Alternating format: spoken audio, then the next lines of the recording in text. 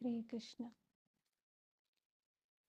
जय राधा माधव जय कुंज बिहारी। जय राधा माधव जय कुंज बिहारी। जय गोपी जन वल्लभ जय गिरिवर धारी। जय गोपी जन वल्लभ जय गिरिवर धारी। जय गिरिवर धारी। यशोदानन्दन व्रज जनरञ्जन। यशोदानन्दन व्रज जनरञ्जन। यमुनातीरा वनचारी। यमुनातीरा वनचारी।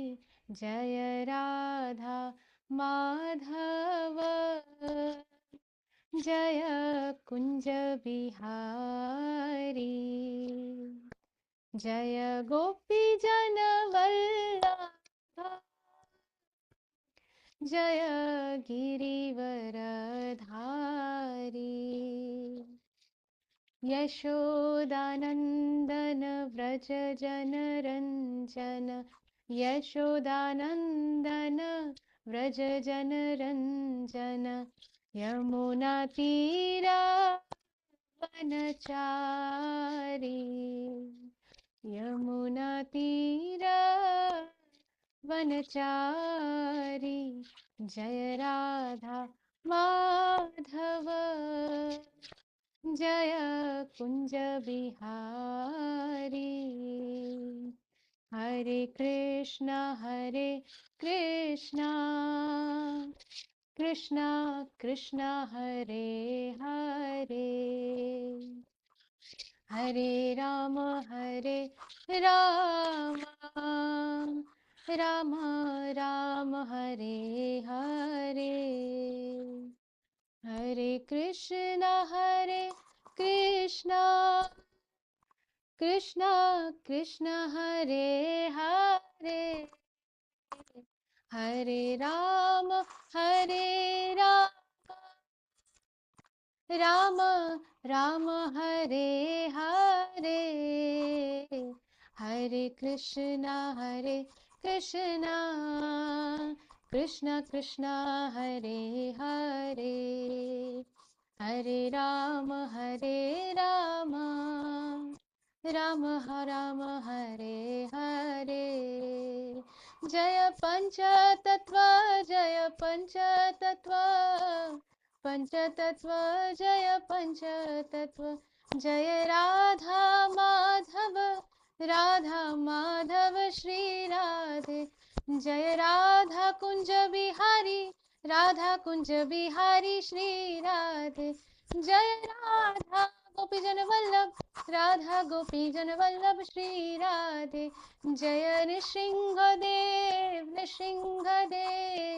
नृसिंहदेव जय भक्त प्रहलाद। जय जय प्रभुपाद जय प्रभुपाद। जय जय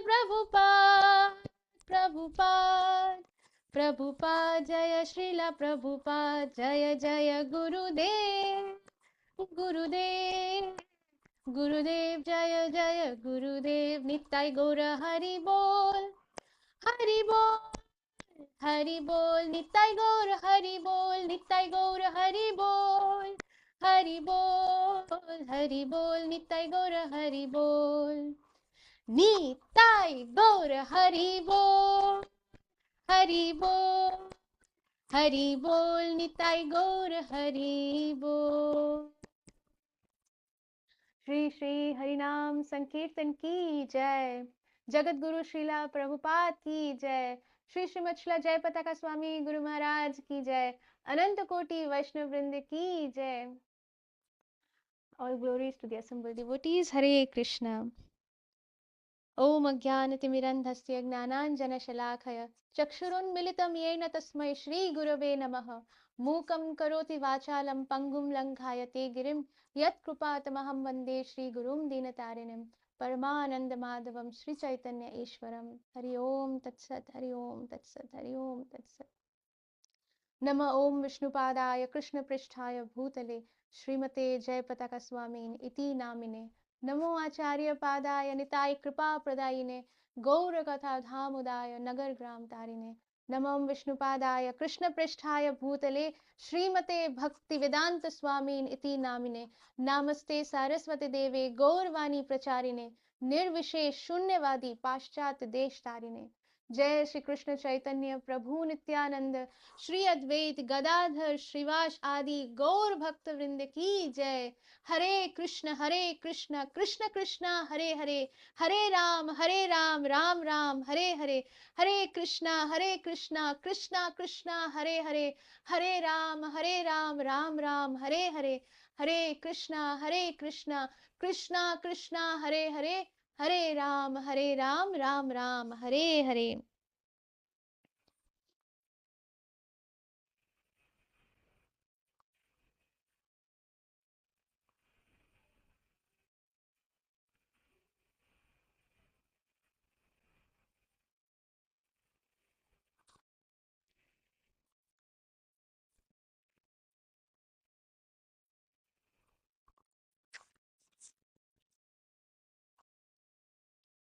আমরা দেখতে দেখতে নিউ ইয়ারে নতুন বছরে ঢুকে পড়লাম 2026।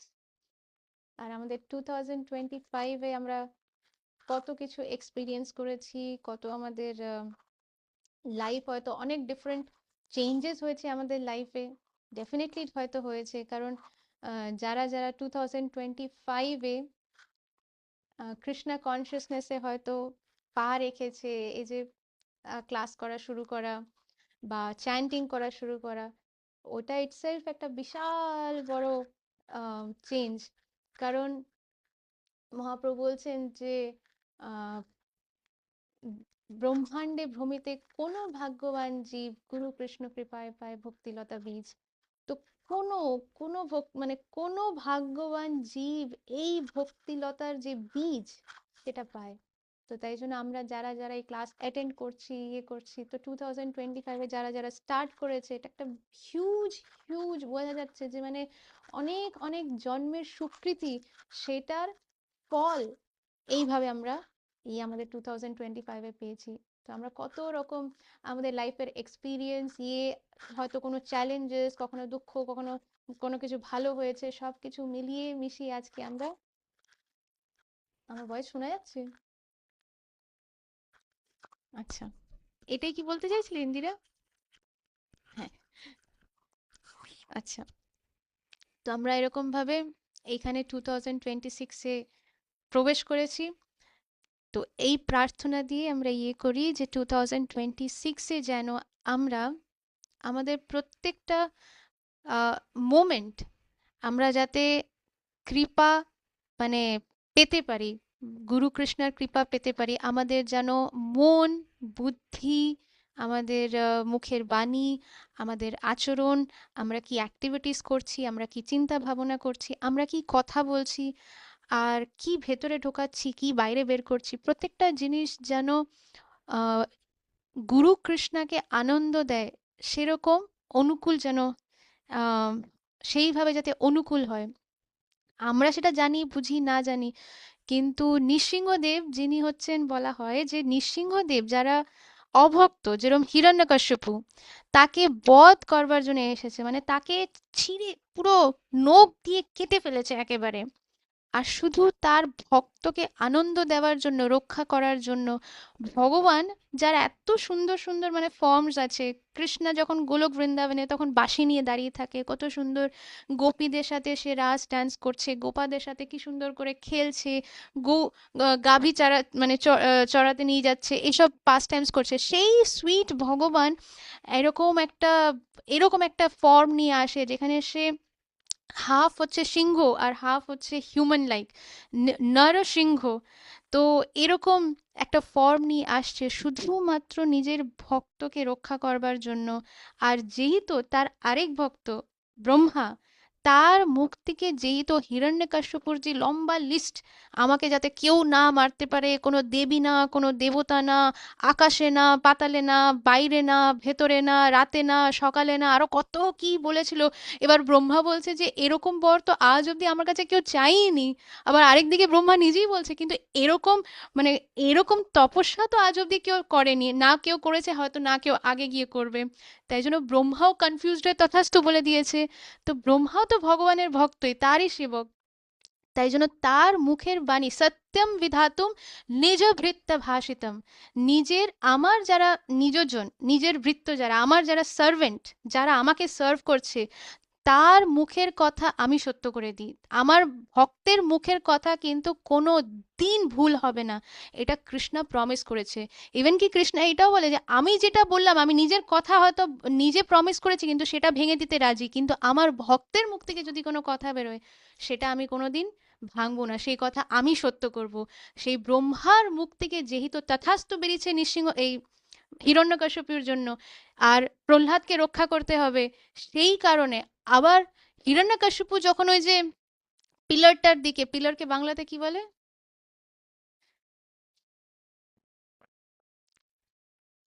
স্তম্ভ।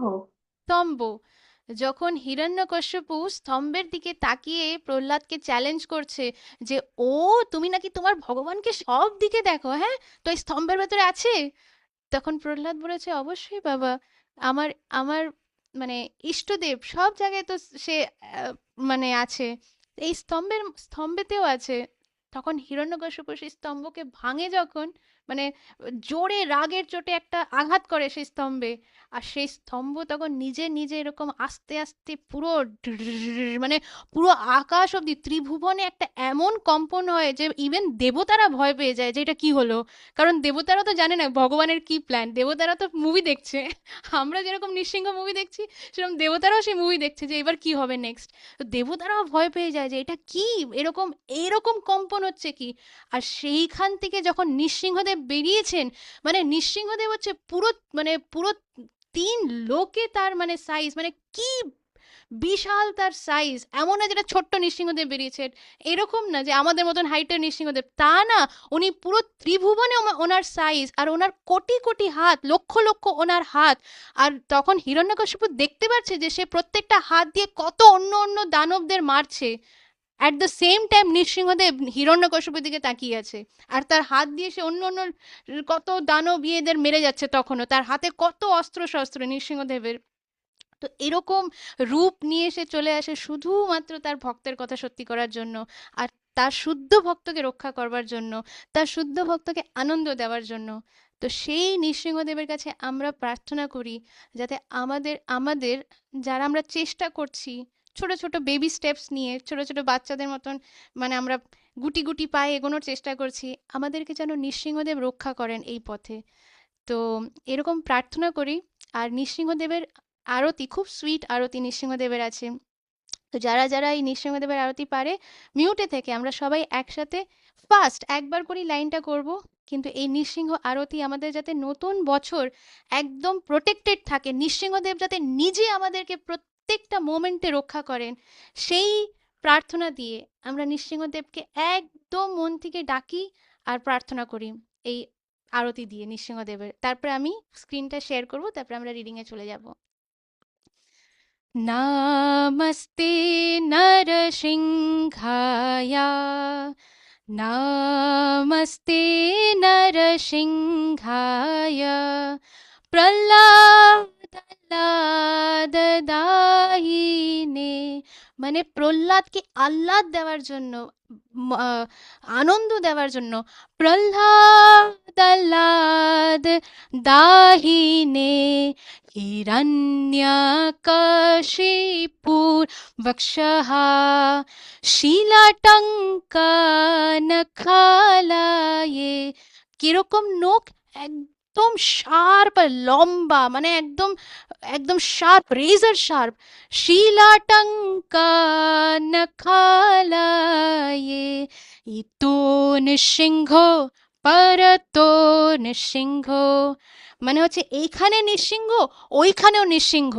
ইতো নিঃসিংহ পরতো নিঃসিংহ, ইয়তো ইয়তো ইয়ামি ততো নিঃসিংহ, মানে আমি যেখানে যেখানে যাই নৃসিংহদেব আমার সাথেই আছে, নৃসিংহদেব আমাকে রক্ষা করছেন। ইয়তো ইয়তো ইয়ামি ততো নিঃসিংহ, বাহির নিঃসিংহ হৃদয়ে নিঃসিংহ, বাহির নিঃসিংহ হৃদয়ে গো নরসিংহমধিম শরণম প্রপদ্যে, নরসিংহমধিম শরণম প্রপদ্যে। মানে নৃসিংহদেব বাইরে তো আছেনই, আমার হৃদয়ের ভেতরে উনি বসে আছেন, যাতে আমার ভেতর থেকে অনর্থগুলোকে, যেরকম হিরণ্যকশ্যপকে একদম চিরে বের করে দিয়েছে, সেরকম আমার ভেতরের অনর্থগুলো যাতে নৃসিংহদেব ওইভাবে নিজের শিলাটঙ্কা নখ দিয়ে যাতে একদম চিরে দূর করে দেয়। আর তারপরে কি বলছে, নরসিংহম অধিম শরণম প্রপদ্যে, আমি সেই নৃসিংহদেবের চরণে নিজেকে সারেন্ডার করছি যে হে নৃসিংহদেব, আমাদের রক্ষা করুন, আমাদের ভক্তিকে রক্ষা করুন, আমাদের বুদ্ধিকে রক্ষা করুন, মনকে রক্ষা করুন, আমাদের কথা, আমাদের অ্যাক্টিভিটিস, প্রত্যেকটা জিনিস নৃসিংহদেব আপনিই তো রক্ষা করেন আপনার ভক্তকে, আপনি আমাদের রক্ষা করুন। তো नरसिंहमधिं शरणं प्रपद्ये, तव करकमलवरे नखाम् अद्भुतशृङ्गा दलिता हिरण्यकशिपूर्तनुभृङ्गा, केशवधृता नरहरिरूपा, जय जगदीश हरे, जय जगदीश हरे, जय जगदीश हरे। তো কি বলছে, কি জানো, তব কর কমল। আচ্ছা, আমরা কারা কারা ওই যে দামোদর মাসে যশোদা মা যে দামোদরের পেছনে লাঠি নিয়ে দৌড়াচ্ছে, ওই ছবিটা কারা কারা দেখেছে? তারা তারা একটু হাত হ্যান্ড রেজ করুন। হ্যাঁ, তো সেইখানে দামোদরকে আমরা কিরকম দেখেছি, দামোদরকে ছোট্ট দামোদর, তার হাত কত কোমল, মাখনের মতন, মানে মনে হচ্ছে যেন আমরা যে ব্রেড বাটার খাই ওই মাখনের মতন, মানে ওই ব্রেডের মধ্যে ভগবানের হাতটাকে লাগিয়ে দিলে ওইটাই তো মাখন। এত সফট, কোমল, লোটাস ফ্লাওয়ারের মতন, মানে পদ্ম ফুলের যে ইয়ে লোটাস পেটালস যেগুলো সেরকম, এত কোমল। সেই কোমল হাত কিরকম হয়ে গেছে, তব কর, কর মানে হচ্ছে হাত, তব মানে হচ্ছে তোমার, তব কর কমল বরে, তার মধ্যে তুমি কি করেছো, নখ গজিয়েছো, লম্বা লম্বা শার্প, মানে একেবারে ছুরির মতন, এত শার্প, তীরের মতন শার্প। তব কর কমল বরে নাখাম অদ্ভুত শৃঙ্গা, মানে অদ্ভুত রূপ ধারণ করেছেন আপনি।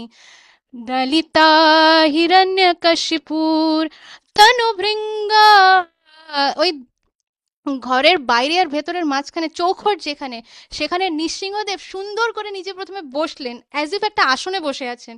কোনো আসন কিন্তু ছিল না, নৃসিংহদেব সুন্দর নিজেই বসলেন, বসে হিরণ্যকশ্যপকে নিয়ে নিজের কোলের মধ্যে শুয়ে দিলেন। শুয়ে নৃসিংহদেব হিরণ্যকশ্যপকে প্রত্যেকটা জিনিস মনে করালেন, যে তুমি মনে করো কিভাবে তুমি আমার ভক্তকে অত্যাচার করেছো, দিনের পর দিন তুমি আমার ভক্তকে অত্যাচার করেছো, তোমার এত বড় আস্পর্ধা। এইগুলো মনে করতে করতে ভগবান এত ক্রোধিত হয়ে গেলেন যে তারপরে সে আর কিচ্ছু দেখতে পাচ্ছে না, তার মুখ চোখ লাল হয়ে গেছে পুরো, মানে তখন সে এমন গর্জন করে, আর তারপরে হিরণ্যকশিপু পুরো একদম চিরে শেষ করে দেয়। তার ভেতরের যে নারী, ওই ইন্টেস্টাইন, সেটাকে বের করে নিজের গলায় একটা গলার মালার মতন পরে নেয়। আর তারপরে তার হার্ট, তার যে হার্ট, যেটা নিজের হাত ভেতরে ঢুকিয়ে তার হার্টটাকে বের করে বলে যে দেখো, আমার ভক্তকে যদি কেউ অত্যাচার করে, আমার ভক্তকে যদি কেউ কিছু করার চেষ্টা করে, তার আমি কি দশা করি। এই হচ্ছে আমাদের নৃসিংহদেব। কিন্তু যখন ভক্তরা নৃসিংহদেবের কাছে যায়, যখন প্রহ্লাদ মহারাজ নৃসিংহদেবের কাছে গেলেন, তখন নৃসিংহদেব শান্ত হয়ে প্রহ্লাদকে মনে হচ্ছে না একটা ছোট্ট, মানে নিজের শিশুকে কোলে নিয়ে কত আদর করছে, সব ভুলে গেলেন নৃসিংহদেব। তো আমাদের নৃসিংহদেব এরকমই, যখন ভক্তরা নৃসিংহদেবের কাছে যায়, তখন নৃসিংহদেব একদম ওই যেই দাঁত দেখে অভক্তরা ভয় পায়, দানবরা দৈত্যরা ভয় পায়, সেই দাঁত দেখে ভক্তরা ভাবে নৃসিংহদেব কি সুইটলি হাসছে, মানে মুখটা দেখে কি সুইট, মনে হয় মনে হয় নৃসিংহদেবটা গালটা টিপে দিই, এত সুইট লাগে নৃসিংহদেবকে। তো তব কর কমল বরে खाम अद्भुत श्रृंगार, दलिता हिरण्यकशिपुर तनु भृंगा, केशव धृता नर हरि रूपा, जय जगदीश हरे, जय जगदीश हरे,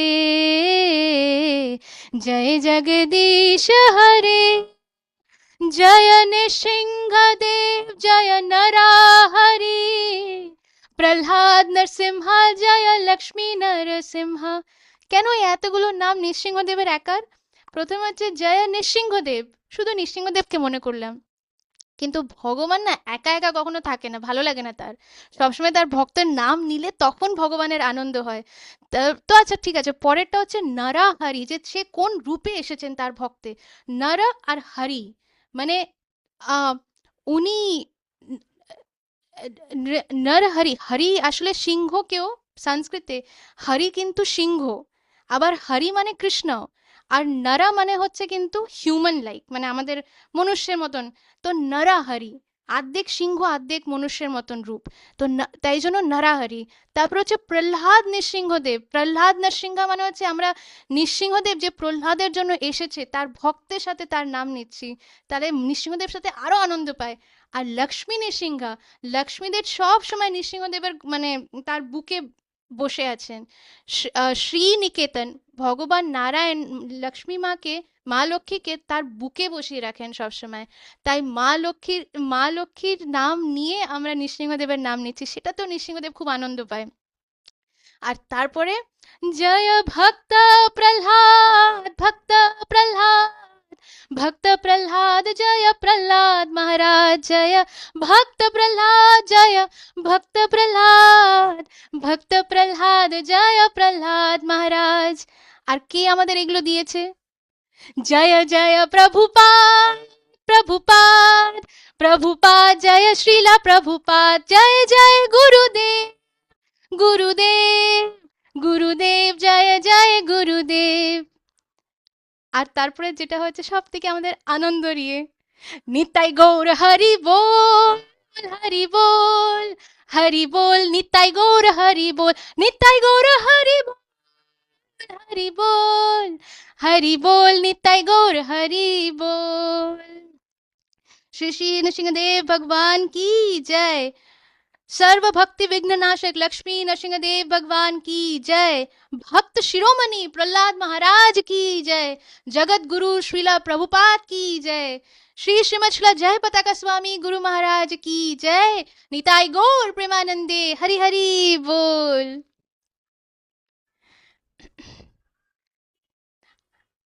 আচ্ছা আমি স্ক্রিনটা শেয়ার করি।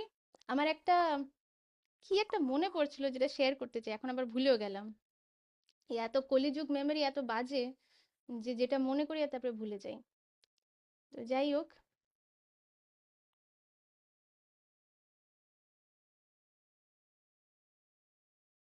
না, সবাই আমার স্ক্রিন দেখতে দেখা যাচ্ছে স্ক্রিন ক্লিয়ারলি? হ্যাঁ, আমি একটা একটা স্টোরি শেয়ার করি প্রথমে, তারপর আমরা শুরু করি।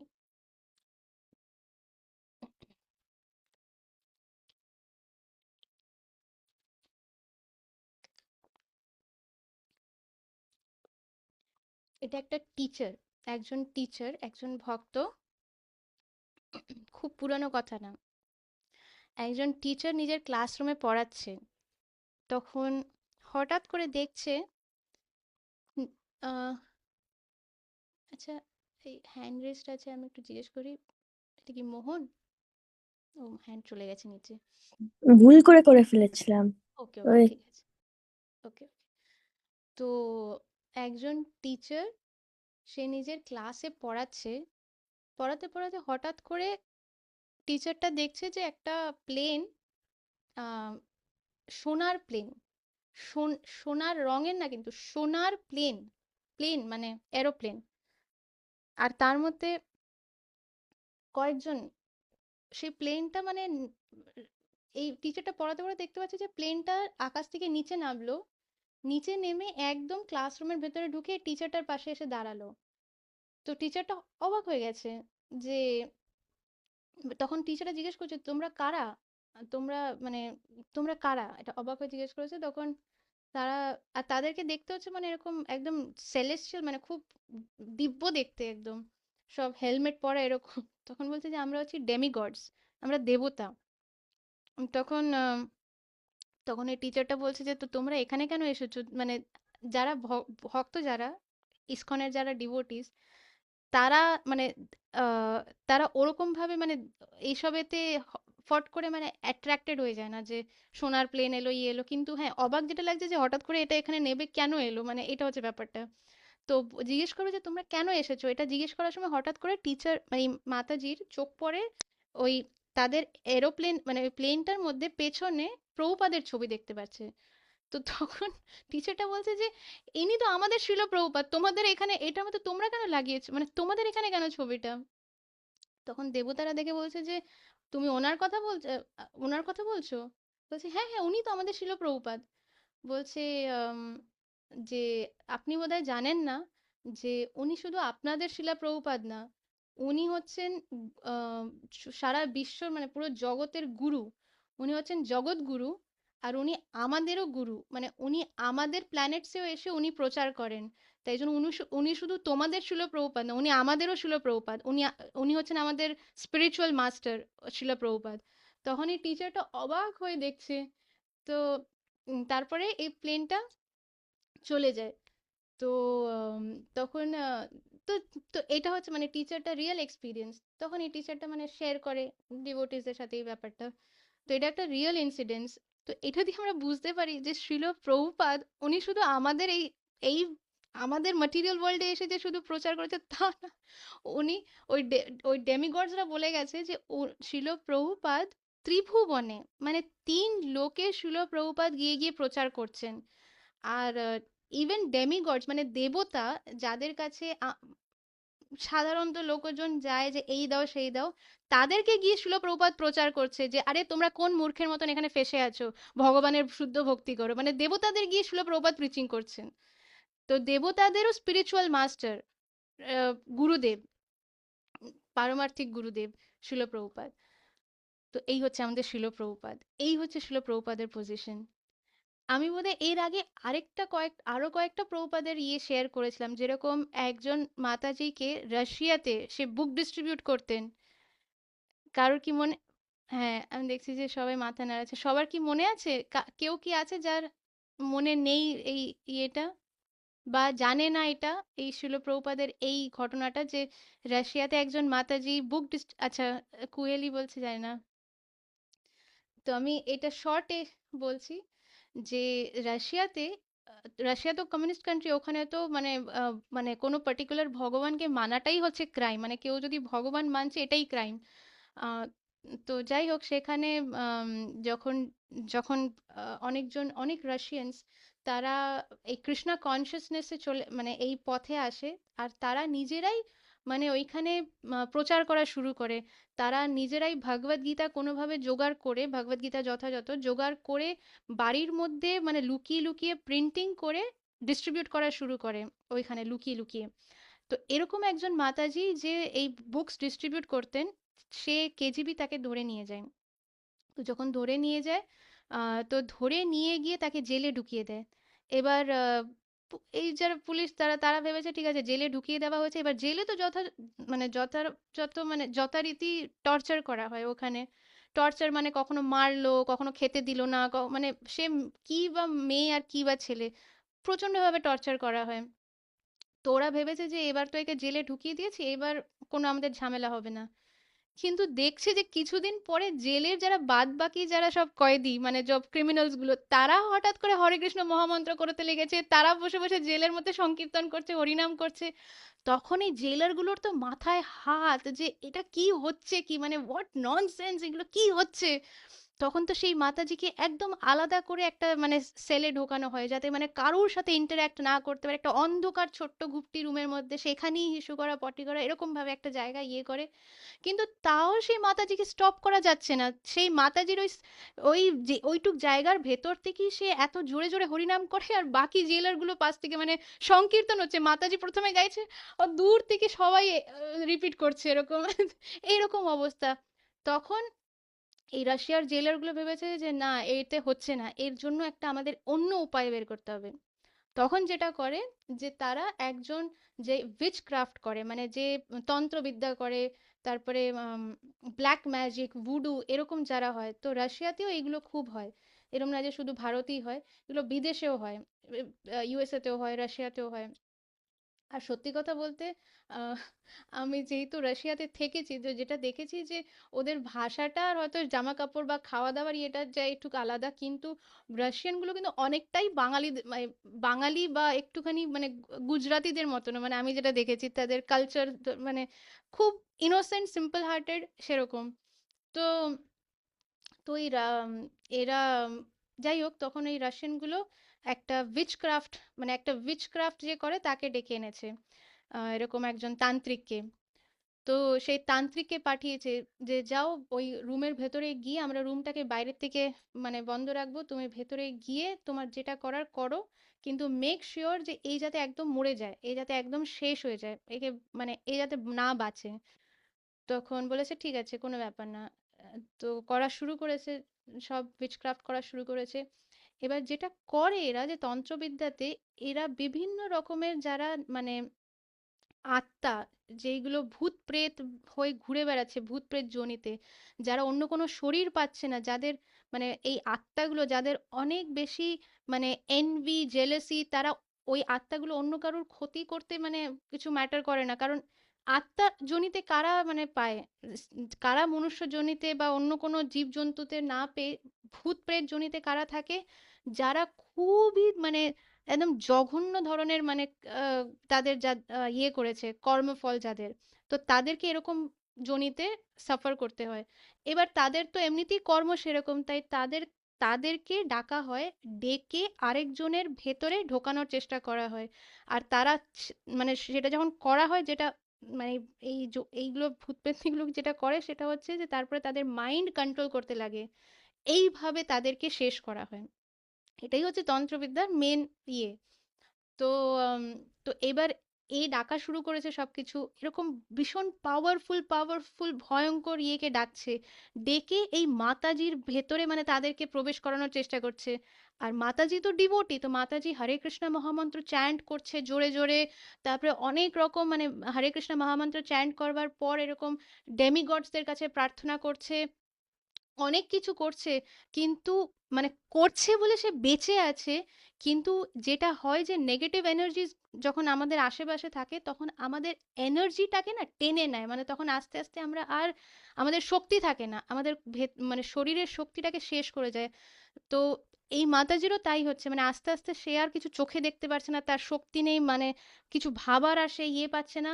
যখন প্রায় মানে মরো মরো অবস্থা, তখন যেটা হয় যে এই মাতাজি শিল প্রভুপাদের প্রণাম মন্ত্র বলা শুরু করে জোরে জোরে। নম ওম বিষ্ণুপাদায় কৃষ্ণ প্রেষ্ঠায় ভূতলে শ্রীমতে ভক্তি বেদান্ত স্বামী নীতি নামিনে, এরকম করে জোরে জোরে প্রভুপাদের প্রণাম মন্ত্র বলা শুরু করে। আর যখন এইটা যখন বলা শুরু করে, তখন হঠাৎ করে ওই যে যাকে ডাকা হয়েছিল এই তন্ত্রটা এইসব করার জন্য ব্ল্যাক ম্যাজিক বা যাই, তখন সে হঠাৎ করে চেঁচিয়ে দৌড়তে লাগে, দৌড়তে গিয়ে মানে দৌড়তে ওই দরজা ধাক্কাতে লাগে, খোলো খোলো খোলো, দরজা খোলো দরজা খোলো। তখন পুলিশটা তো ভাবছে যে এটা বোধহয় ওই অন্য মাতাজি যার উপর এসব করা হচ্ছে, ভেবেছে যে ওর উপরে বোধহয় নিশ্চয়ই। তখন ওরা খুলে দেখতে যায়, দেখছে ও মা, যাকে পাঠিয়েছে সেই তো পালিয়ে চলে গেল। তখন ওকে ধরেছে যে তুমি কোথায় পালিয়ে যাচ্ছ, তুমি পালিয়ে যেতে পারবে না। বলছে তোমরা কেউ দেখতে পাচ্ছ না, ওই ওই মহিলার পেছনে একটা বয়স্ক লোক দাঁড়িয়ে আছে, একটা গেরুয়া বস্ত্র পরে, আর তার হাতে একটা লাঠি। সেই লাঠি আমার মুখের দিকে তাকিয়ে বলেছে তুমি যদি আরেকটা নিজের মুখ খুলে আরেকটা কিছু করার চেষ্টা করো আমি তোমাকে শেষ করে দেবো এখানে। আর সে আমাকে ধমকি দিয়েছে, তোমরা দেখতে পারছো না, আমি দেখতে পাচ্ছি, আমি আর কিচ্ছু করতে পারবো না, আমার আমার আর এবিলিটি নেই, আমার জন্য পসিবল না। তো সে পালিয়ে চলে গেছে। তো তারপরে তো তারা চেষ্টা করেছে এই মাতাজিকে অনেক কিছু ভাবে, দেখলো কিছুই হচ্ছে না। তখন তারা বুঝতে পেরেছে যে একে একে কিছু করা যাবে না, এর উপরে কোনো একটা দিব্য শক্তি আছে যে একে রক্ষা করছে। তাই জন্য সেই মাতাজিকে তারপর ছেড়ে দেওয়া হয়। তো এই হচ্ছে শিল প্রভুপাদ, যে শিল প্রভুপাদের প্রণাম মন্ত্র এত পাওয়ারফুল। ইনফ্যাক্ট এইটা শুধু এই মাতাজির ক্ষেত্রে না, এমনকি এটা আমার নিজের ক্ষেত্রে আমি দেখেছি। মানে এমন এমন সিচুয়েশনের মধ্যে শুধু যখন শিল প্রভুপাদের প্রণাম মন্ত্র করাতেই মানে বোঝা যাচ্ছে যে কিরকম ভাবে একটা দিব্য প্রোটেকশন চলে আসছে।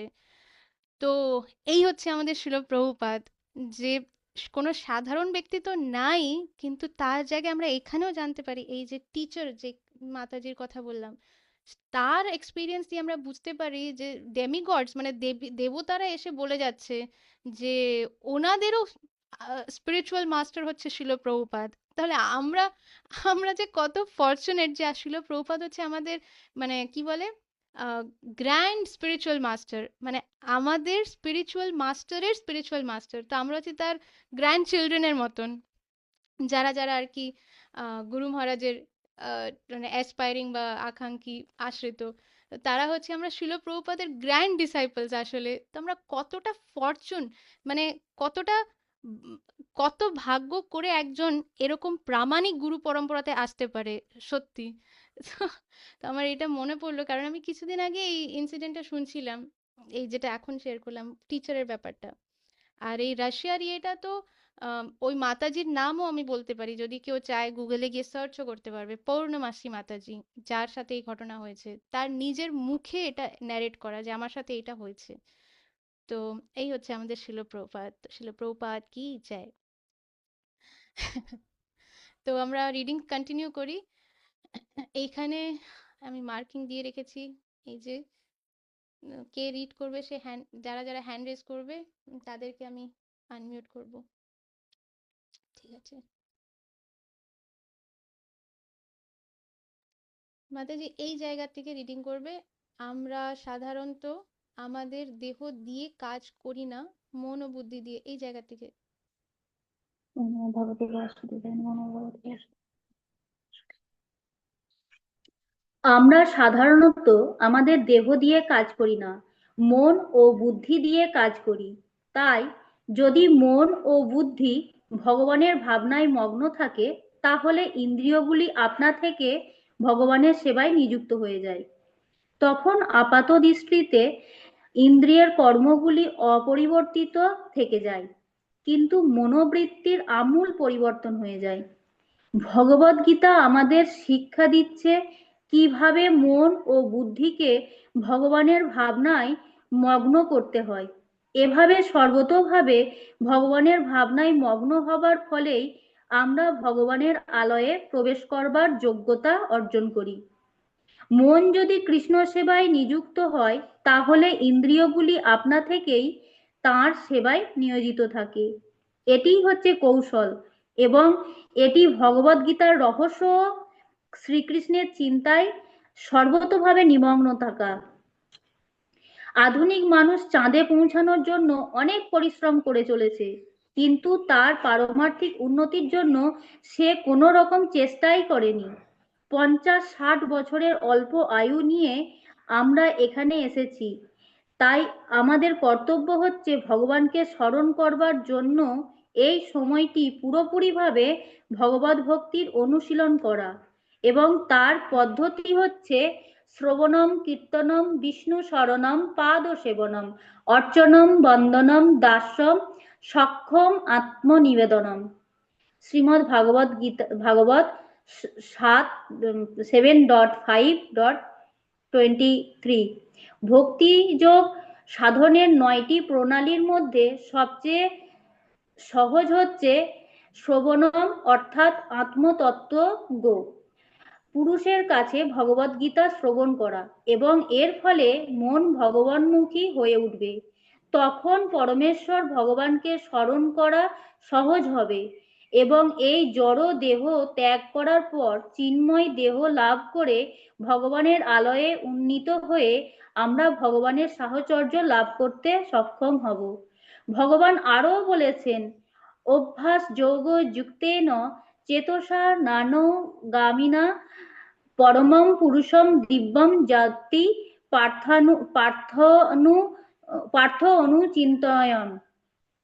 অভ্যাসের দ্বারা যে সর্বদা ভগবান রূপে আমাদের ধ্যানে মগ্ন, বিপথগামী না হয়ে যার মন সর্বদা আমাকে স্মরণ করে, হে পার্থ, সে নিঃসন্দেহে আমার কাছে ফিরে আসবে। ভগবদ্গীতা। এই অনুবাদটা আরেকবার একটু পড়ুন। অভ্যাসের দ্বারা যে সর্বদা ভগবান রূপে আমার ধ্যানে মগ্ন, বিপথগামী না হয়ে যার মন সর্বদা আমাকে স্মরণ করে, হে পার্থ, সে নিঃসন্দেহে আমার কাছে ফিরে আসবে। গীতা 8.8। এই পদ্ধতি মোটেই কঠিন নয়, তবে আসল কথা হচ্ছে এর অনুশীলনের শিক্ষা তাঁর কাছ থেকেই নিতে হবে, যিনি অভিজ্ঞ ভগবত তত্ত্বজ্ঞ।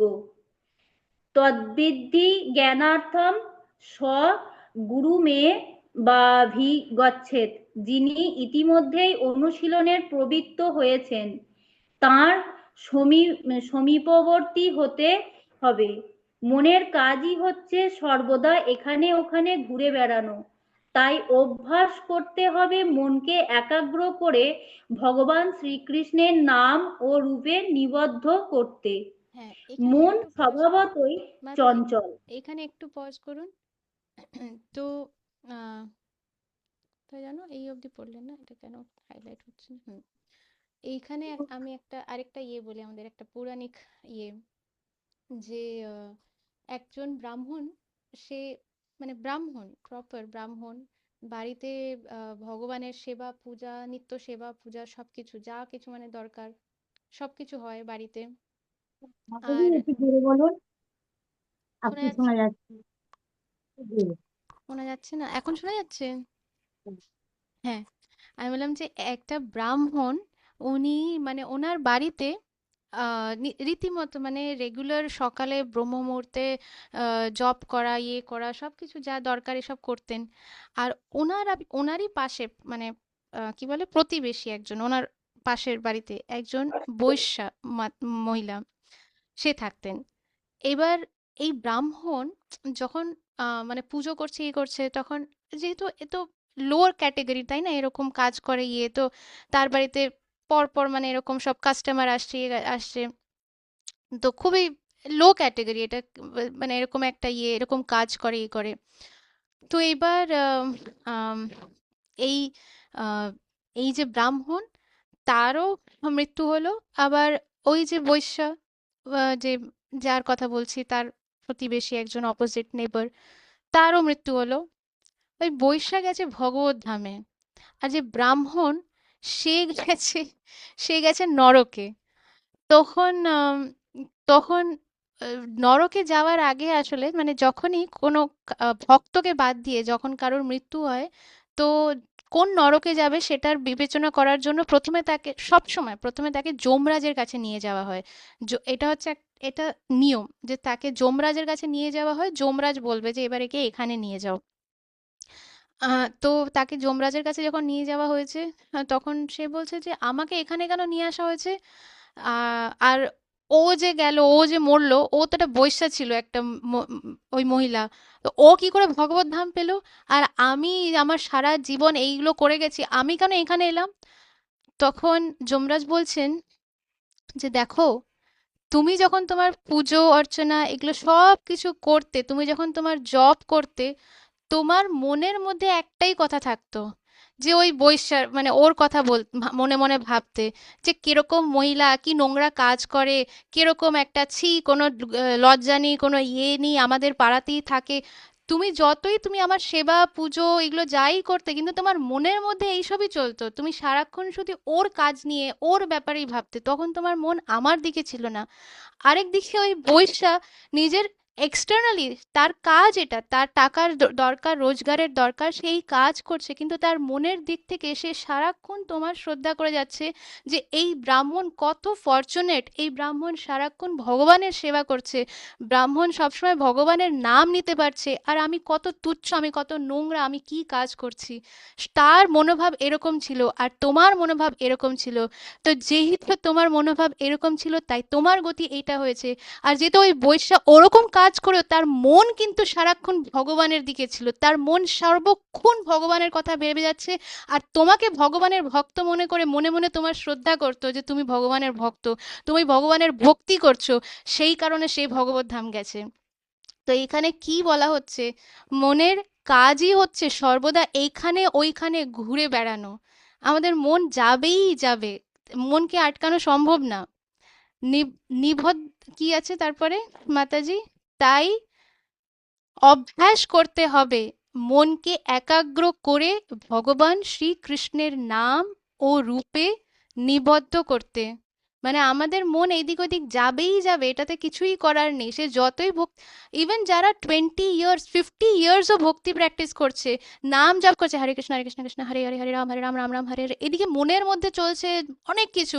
এবার আমি এরপরে কি করব, কোন কোন বিলগুলো আমার পে করা বাকি আছে, ইস কালকে রাত্রিবেলা ঠিক করে ঘুমটা হয়নি, ওই স্বপ্নটা যেন কি দেখলাম, এই ও আমাকে কি একটা যেন বলেছিল, বদমাইশ একটা কোথাকার পচা। এই জিনিসগুলোই তো মনের মধ্যে চলতে থাকে, তখন নিজের মনটাকে আবার ফিরিয়ে আনতে হবে। এইগুলো হবেই হবে, মৃত্যু অবধি এইগুলো হবে, কিন্তু তখন নিজের মনটাকে ফিরিয়ে আনতে হবে, যে না, হরে কৃষ্ণ কৃষ্ণ কৃষ্ণ হরে হরে, হরে রাম রাম রাম হরে হরে। নিজের মনটাকে বারে বারে ফিরিয়ে আনতে হবে, এরকম না যে মুখে জপ চলছে, এদিকে মন সারা দিকে ঘুরছে। কারণ তাহলে আমাদের এরকম অবস্থা হতে পারে, করলাম সারা জীবন, তখন যমরাজের কাছে গিয়ে বললে হবে না যে আরে আমি সারা জীবন আমার আমিষ আহার ছেড়ে এগুলো করেছি, তুমি আমাকে এখানে নিয়ে এসছো কেমন করে। ও বললে হবে না, কারণ মন কোথায় যাচ্ছে। কিন্তু তা বলে হ্যাঁ, এবার যদি আমাদের আমাদের যদি এরকম অবস্থা হয় যে আম, এ- একদিক দিয়ে দেখতে গেলে আমি কি খাবো না খাবো এটা তো আমার নিজের ব্যাপার। আম, আমাকে তো কেউ জোর করিয়ে আর আমার মুখের মধ্যে কেউ ঢুকিয়ে দিতে পারবে না। হ্যাঁ, হতে পারে আমার পরিবারের লোকরা যা খাচ্ছে যা করছে সেটা তাদের ব্যাপার, তাদেরকে আমি আটকাতে যাব না, তাদেরকে আমি বলতে যাব না যে এই তুমি ভুল করছো তুমি ভুল করছো। তারা যেটা করছে, আমার যদি ডিউটি হয় রান্না করার জন্য আমি সব করব যেটা দরকার, কিন্তু আমি কি খাবো কি খাবো না, আমি মনের মধ্যে কি চিন্তা করব কি করব না, আমি ভগবানের নাম নেব নাকি বসে প্রজল্পা করব, অন্যদের নিন্দা চর্চা করব, এটা তো আমার ব্যাপার, এটা তো আমার হাতে। এবার আমরা অনেক সময় কি বলে অজুহাত দিই যে না না, আমার আমার জন্য এটা সম্ভব না, কারণ আমার পরিবারের লোকরা ইয়ে করবে এ করবে। সম্ভব, চেষ্টা করলে when there is a will there is a way।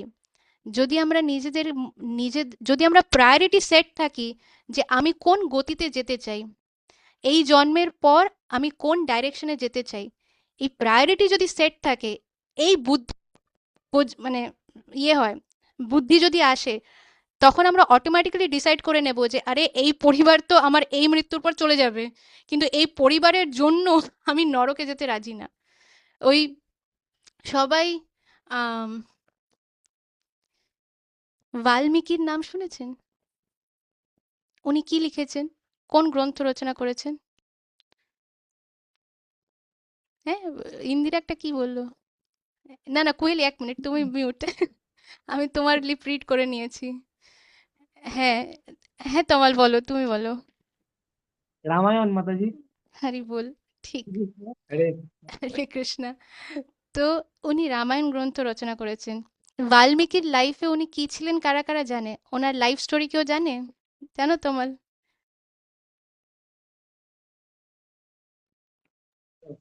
ইমনও hand raise করেছে। হ্যাঁ, হরে কৃষ্ণ মাতাজি। হ্যাঁ বলো। মাতাজি উনি একজন ডাকাত ছিলেন। হ্যাঁ, ডাকাত হয়েও কি করে রামায়ণ গ্রন্থ রচনা করলেন? ডাকাতরা রামায়ণ ইমন হ্যান্ড রেজ করেছে, ইমন বলো। বলবো মাতাজি বাকিটা? না আচ্ছা, ইমনকে একটা চান্স দিই যে ইমন কি বলে দেখি। হ্যাঁ হরে ইমন। কৃষ্ণ মাতাজি। হরে হরে কৃষ্ণ কৃষ্ণ। মাতাজি। হরে দণ্ডবত কৃষ্ণ। প্রণাম। মাতাজি উনি ওই একটা টাইমে ডাকাতি করতে করতে মেবি একজন যিনি সন্ন্যাস বা ভক্ত এরকম কাউকে একটা বা বোধহয় করেছিলেন। তারপর সে এরকম ভাবে একটা হয়তো বলেছিল যে তুমি যে এই এত পাপ করছো তাহলে এই এই পাপের ভাগ কে নেবে? তখন সে তো সেটা নিয়ে চিন্তায় পড়ে যায়। তো তারপর বাড়ি গিয়ে তার ওয়াইফ, তারপর তার বাবা, তার মা সবাইকে জিজ্ঞাসা করে যে হ্যাঁ। আমি যে ডাকাতি করে এনে তোমাদের খাওয়াচ্ছি তো আচ্ছা, এর ইয়ে পাপ। ওই সন্ন্যাসী বা যে ছিল সে কে ছিল? আ- সেটা আমি জানি না মাতাজি। আচ্ছা, আমি তমালকে জিজ্ঞেস করি, তমাল হ্যান্ড রেজ করেছে। আমি জানি যে মোহন জানে, রিনা মাতাজি জানে। আহ, তমাল কোথায় গেল, দেখতে পাচ্ছি না তমালকে। হরে কৃষ্ণ মাতাজি। হ্যাঁ হরে কৃষ্ণ, দেখতে পাচ্ছি না তোমাকে, কিন্তু বলো। মাতাজি ওই যে সন্ন্যাস উনি স্বয়ং শ্রীকৃষ্ণ ছিলেন। না না না, স্বয়ং হুম। শ্রীকৃষ্ণ ছিলেন না। আচ্ছা, রিনা মাতাজি, ইন্দিরা। মাতাজি, তার আগে বলি, এটা আমরা আমরা দুজনেই জানতাম, কিন্তু প্রভু পিছন থেকে শুনছেন ঘর থেকে, আর প্রভু উত্তর দিচ্ছে নারদ মুনি, নারদ মুনি হরি বারবার বলে বল, যাচ্ছে। প্রভু কি জয়। একদম, উনি নারদ মুনি ছিলেন। আমাদের এই আমি আবার মিউট করে দিলাম সবাইকে। তো উত্তরটা হচ্ছে এইটাই, উনি ছিলেন নারদ মুনি। তো এবার নারদ মুনি আসলে জঙ্গল দিয়ে যাচ্ছে, তখন দেখছে যে অনেকগুলো জন্তু জানোয়ার তারা আধমরা, মানে পুরোপুরি তাদের মারা হয়নি, আধমরা কিরকম। আর এটা দেখে নারদ মুনির খুব কষ্ট হয়, মানে ছটপট ছটপট করছে কিরকম, আধ কাটা, আধ ইয়ে, হয়তো গলাটা আর্ধেক কেটেছে বা হাতটা কেটে দিয়েছে এরকম। এটা দেখেই মানে নারদ মুনির কিরকম ইয়ে করতে লাগে, শরীর কিরকম গাগুলি ওঠে ইয়ে। তখন সে দেখে যে এটা কে করছে এরকম, কেন পুরোটা মারছে না। তখন দেখতে দেখতে দেখে যে এই এই ডাকাত, তার নাম কি ছিল? মোহন। তার আগের নামটা কি ছিল? আচ্ছা, কুইলি। তার আগের নাম কি ছিল? হরে কৃষ্ণ মাতাজি, ধন্যবাদ প্রণাম। দস্যু রত্নাকর। কি নাম, কি নাম? দস্যু রত্নাকর ছিল, হ্যাঁ, রত্নাকর। দস্যু রত্নাকর। কারেক্ট, হরি বল। তো এই দস্যু রত্নাকর দেখছে যে এই এই লোকটা এরম করছে। তখন নারদ মুনি তার কাছে গিয়ে প্রথমে তাকে জিজ্ঞেস করেছে, তুমি এদেরকে আধমরা করে কেন রেখেছো? তুমি যখন মারতেই চাও তো পুরোটাই মেরে ফেলো না, এরম ভাবে এদেরকে কষ্ট দিচ্ছ। বলে না না, আমার খুব ভালো লাগে। তা কিরকম মানসিকতা হলে তার এরকম ভালো লাগে, মানে আমরা আমরা এটা ভাবলেই কিরকম লাগে যে কাউকে আধ কাটা রেখে, আধ কাটা মানে সেটা নিজেরা দেখলেই কিরকম গা গুলিয়ে ওঠে। তো এর এর আবার এগুলো ভালো লাগতো, এরকম ছটপট করছে মানে কোনো মানুষকে মারলো, ছটপট করছে, জন্তুগুলো ছটপট করছে, এগুলো দেখতে ভালো লাগতো, সেরকম একজন। তখন নারদ মুনি বলছে যে আহ, আচ্ছা তুমি কি জানো যে তুমি যে এগুলো সব করছো, এটা তোমাকে কিন্তু তোমার কর্মের ফল পেতে হবে। তখন বলছে যে তো তখন শুনছে, তখন নারদ মুনি বলছে যে তুমি একে মেরেছো বলে তোমাকে কিন্তু জন্ম এমন নিতে হবে যেখানে তোমাকে মারবে। এটা হচ্ছে মানে আমাদের এই প্রকৃতির নিয়ম, যে আমি যদি কাউকে মারি, আমি যদি একটা মশাকে মারলাম, আমাকে আরেকটা জন্ম নিতে হবে মশার রূপ, মশা জনিতে, যাতে সেই মশা যখন সেই মশা মনুষ্য হবে, বা মনুষ্য হলো যাই হলো, কিন্তু সেই মশা মানে মশাটা তো এখন মশা, তো আত্মা, আসলে সেই আত্মা যখন অন্য একটা শরীর নেবে, সেই শরীর দিয়ে আমাকে মারবে। তো এরকম ভাবে নারদ মুনি বোঝালেন। তখন বলছে যে তুমি তাহলে বলো তো, তোমার এই পাপের কর্মের ফল, এই ভাগীদার কে, মানে সব কে ফল বইবে, তুমি কার জন্য এগুলো করছো? তখন বলছে যে কেন, আমি তো আমার পরিবারের জন্য করছি।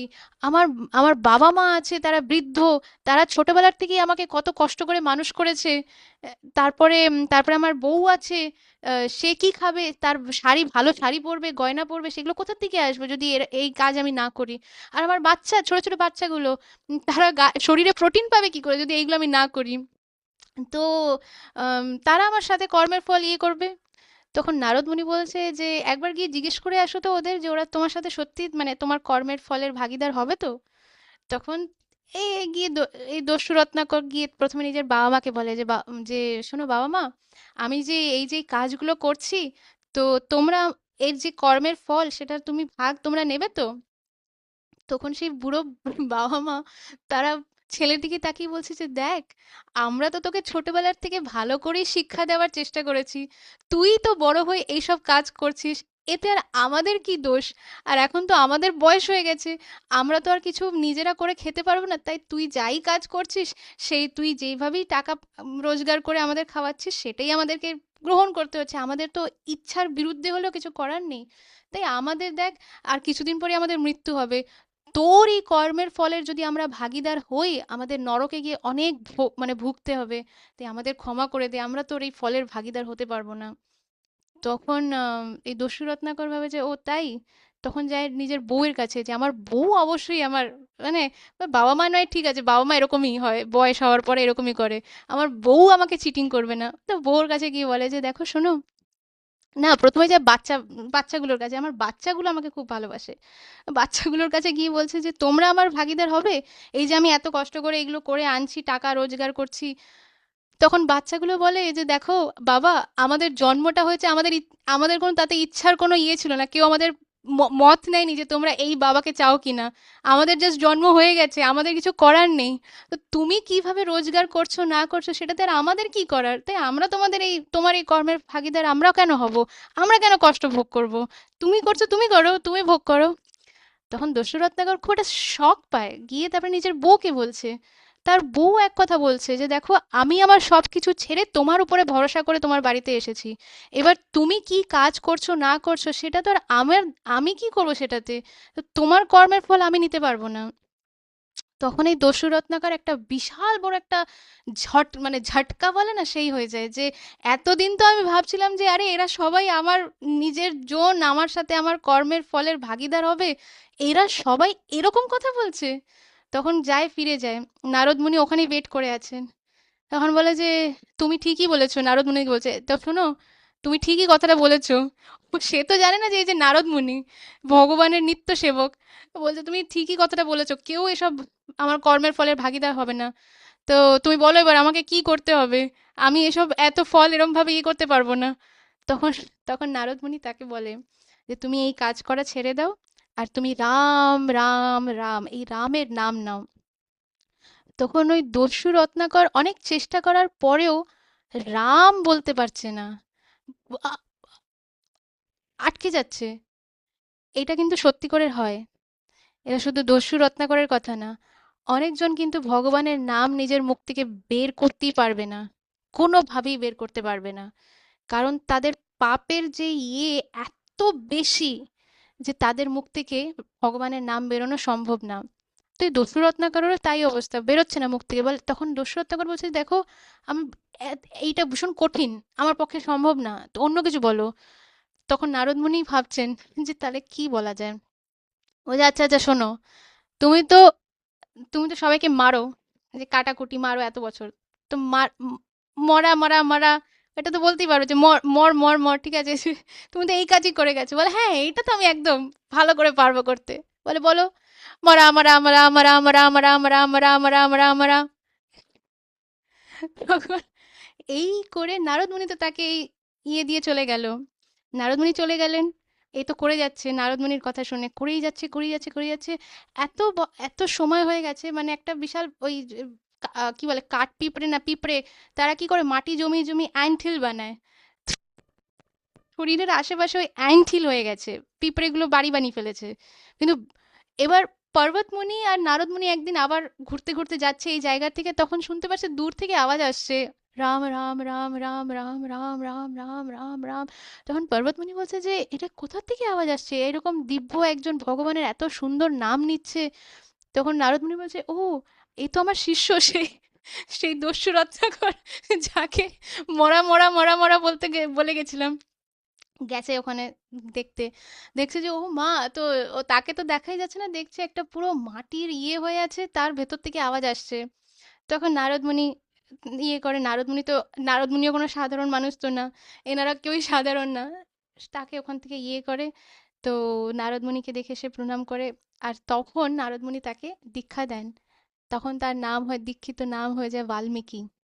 আর সেই বাল্মীকি যেহেতু এত বছর ধরে তার, সে কিন্তু রাম কে সেটাও তার জানা ছিল না, মুখ থেকে রাম নামও বেরোচ্ছিল না, সে কিচ্ছু জানে না। শুধু কি জানে, গুরুর আজ্ঞা পালন করেছে। গুরু যে কে সেটাও জানতো না, নারদ মুনি যে কে সেটাও কিছু জানা নেই। গুরু আজ্ঞা পালন করেছে। গুরুদেব বলে গেছেন মরা মরা মরা মরা বলতে থাকো, সে শুধু সেটাই বলেছে। রাম যে মানে কোনো মানে রাম নাম নিলে কি হবে এসব কিচ্ছু না, সে কিন্তু মরা মরাই বলেছে, সে কিন্তু কোনোদিন রাম বলেনি। এত বছর ধরে মরা মরা মরা মরা মরা মরা মরা মরা মরা এটাই বলেছে। কিন্তু গুরু, সৎ গুরুর আজ্ঞা পালনে তার কাছে যে পুরো রামায়ণ, সেটা তার দিব্য জ্ঞান হৃদয়ে প্রকাশিত, তখন সে রামায়ণ গ্রন্থ রচনা করেছেন, সেই সেই বাল্মীকি রামায়ণ। তো এই হচ্ছে একজন সৎ গুরুর ইম্পর্টেন্স, আর এইটা হচ্ছে গুরু আজ্ঞা মেনে চলার ইম্পর্টেন্স। আমরা যদি গুরুর আজ্ঞা মেনে চলি, তাহলে যেখানে হয়তো আমাদের আরো 10টা জন্ম লাগবে, তার জায়গায় শুধু গুরু আজ্ঞা পালন করাতেই আমরা বুঝতে পারবো, বুঝতে পারার কিছু দরকার নেই, এই জন্মের শেষেই ভগবদ্ধাম ফিরবো, শুধুমাত্র যদি আমরা শুদ্ধ ভক্তের মুখের বাণী মেনে চলি, শুদ্ধ ভক্তের। মাতাজি মাঝখানে পজ হয়ে গেছিল কিছুক্ষণ। মাঝখানে পজ হয়ে গেছিল কোন জায়গাটায়? তো আমি বলছিলাম যে যদি আমরা শুদ্ধ ভক্তের বাণী, মানে একজন শুদ্ধ ভক্তকে নিজের গুরু স্থানে বসিয়ে, শুদ্ধ ভক্ত হতে হবে কিন্তু, কোনো এ, মানে আমি ভাবছি কি নাম বলি, এরকম চিঙ্কি পিঙ্কি টিঙ্কু মিঙ্কু এরম ধরনের লোকজনকে গুরুদেব বানালে পরে ওই পানের ইয়েতে পান খাচ্ছে, বাড়িতে বসে চিংড়ি মাছ দিয়ে গলদা চিংড়ি খাচ্ছে, ইলিশ মাছ খাচ্ছে, ইলিশ মাছ না খেলে হয়, গঙ্গার ইলিশ এরকম। আর একটুখানি আরে কষা আমরা বিরিয়ানি খাবো, আরে বিরিয়ানি কি জমিয়ে বিরিয়ানি হবে, এরকম যদি গুরুদেব হয়, তাহলে নিশ্চিত সেই গুরুদেব তো নরকে যাবেই যাবে, তার যত শিষ্য তাদেরকে সুন্দর করে তাদের সাথে টেনে নিয়ে যাবে নরকে। কিন্তু যে সৎ গুরু, যে আরেক সৎ গুরুর আন্ডারে আছে, শুদ্ধ ভক্তের আন্ডারে আছে, তার গাইডেন্স মেনে যখন আমরা চলবো শাস্ত্রের অনুযায়ী, সদ্গুরু মানে কি, নাম গানে সদা রুচি, তার মুখে সব সময় ভগবানের নাম, ভগবানের কথা, শাস্ত্রোক্ত আচরণ, শাস্ত্রের অনুযায়ী তার নিজের আচরণ, নিজের মন মতন আচরণ না, শাস্ত্রে যে অনুযায়ী লেখা আছে সেই অনুযায়ী তার আচরণ, শাস্ত্রে যা কিছু লেখা আছে তার এদিক ওদিক হবে না, 19-20 হবে না। এমন না যারা শাস্ত্রেটা লেখা আছে কিন্তু আমরা তো মনুষ্য, আমাদের তো এই কলিযুগে একটু বাঁচতে হবে, এরম করতেই হবে না, তার মানে হচ্ছে সে সৎ গুরু না, সে হচ্ছে সদের উল্টোটা কি, বাজে গুরু। কুইলি কিছু একটা বললো কিন্তু আমি অন্য কোনো ওয়ার্ড ইউজ করতে চাইছি না। তো তো এটা কোনো সৎ গুরু না, এ হচ্ছে একটা ভণ্ড। তোর নাম গানে সদারুচি, তারপরে শাস্ত্রোক্ত আচরণ, আর অব্যর্থ কালোত্তম, সে কিন্তু কোনো মুহূর্ত ওয়েস্ট করে না, তার মুখে কিন্তু আমরা কোনো প্রজল্পা অমুকে কি করলো তমুকে কি করলো এইসব তার সময়ও নেই, তার কোনো ডিজায়ারও নেই, তার রুচিতে বসে না এটা, সেই সেই রুচি তাদের থাকে না, কারণ তারা শুদ্ধ ভক্ত, তারা অলওয়েজ কৃষ্ণ কথা কৃষ্ণ নাম নিচ্ছে, অ্যাকচুয়ালি কিন্তু তারা কৃষ্ণ লীলার স্মরণ করছে সবসময়। আর ইনফ্যাক্ট এটাও সত্যি কথা যে যারা শুদ্ধ ভক্ত, তারা হয়তো এই ভৌতিক জগতে আমাদের চোখের সামনে একরকম দেহ নিয়ে আছেন, কিন্তু তারা কিন্তু স্পিরিচুয়াল ওয়ার্ল্ডে তাদের অন্য দেহ নিয়ে তারা ওখানে কন্টিনিউয়াসলি কিন্তু রাধা কৃষ্ণর সেবা করে যাচ্ছেন, বা গৌর লীলাতেও তারা সেবা করছেন। এটা বোঝা হয়তো আমাদের এখন বোঝার বাইরে হতে পারে, কারণ আমরা তো খুব নতুন, কিন্তু যারা শুদ্ধ ভক্ত, যেরকম শিবজির 7টা কিন্তু বডি আছে, 7টা ফর্ম আছে, সেরকমই শুদ্ধ ভক্তদেরও কিন্তু, যারা শুদ্ধ ভক্ত হয়, যারা গৌর লীলাতে থাকে, তারা কিন্তু সাইমালটেনিয়াসলি কৃষ্ণ লীলাতেও আছে, দুটো শরীর আছে তাদের, গৌর লীলাতে তারা সেবা করছে, আবার তার সাথে সাথে কিন্তু তারা রাধা রানীর কৃষ্ণ লীলাতেও সেবা করছে। আবার হতে পারে যে তারা থার্ড শরীর নিয়ে এই ভৌতিক জগতে কিন্তু স্পিরিচুয়াল মাস্টার রূপে আছে। যেরকম ছিল জয়পতাকা স্বামী গুরু মহারাজ। উনি হচ্ছেন গৌরাঙ্গ মহাপ্রভুর পার্ষদ।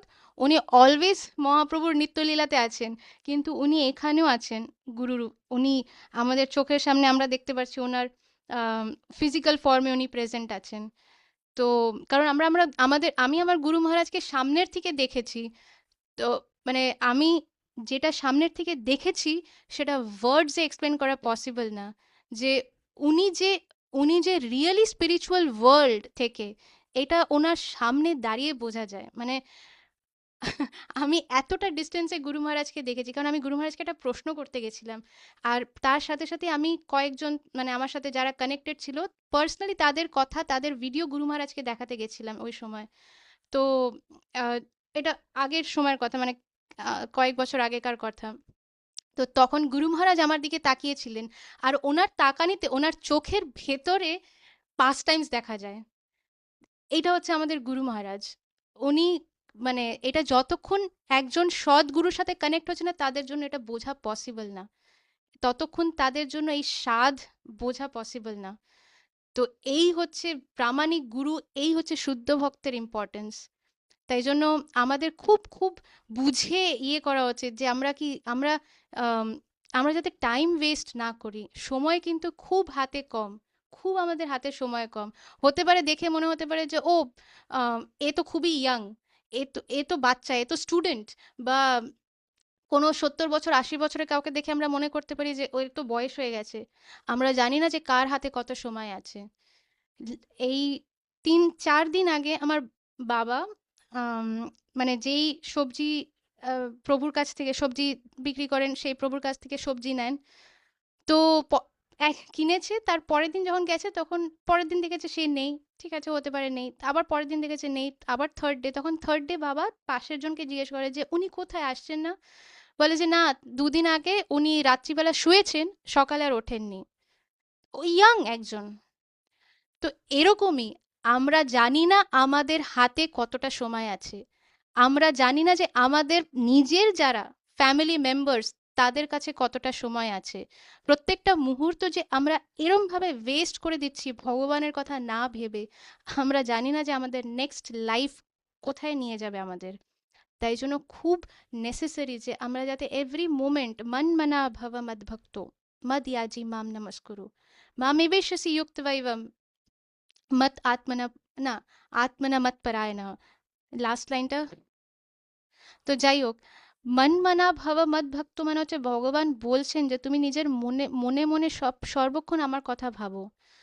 মদ ইয়াজি মা, মদ ইয়াজি মানে তুমি আমার কাছে সারেন্ডার হও, আমার পুজো করো, আমাকে ওয়ার্শিপ করো। মাম নমস্কুরু আমাকে প্রণাম করো। আমরা কি সবাই প্রণাম করছি ভগবানকে? যারা মাতাজি তারা পঞ্চাঙ্গ প্রণাম করে, যারা প্রভু ফিমেল বডিতে পঞ্চাঙ্গ প্রণাম, মেল বডিতে দণ্ডবত সাষ্টাঙ্গ দণ্ডবত প্রণাম। ভগবানকে কি এটা করা হচ্ছে? এই প্রণামের কিন্তু অনেক মাহাত্ম্য। এই একবার যে প্রণাম করবে ভগবান তাকে ধরে নেবে। আমরা অত যেতে চাইছি না ভগবানের দিকে, ভগবান আমাদেরকে ধরে নেবে, ভগবান আমাদের ছাড়বে না। তারপর আমাদের গতি করিয়েই ছাড়বে ভগবান, সৎ গতি। তার মানে কি পরের দিনই মৃত্যু? না, এটা না।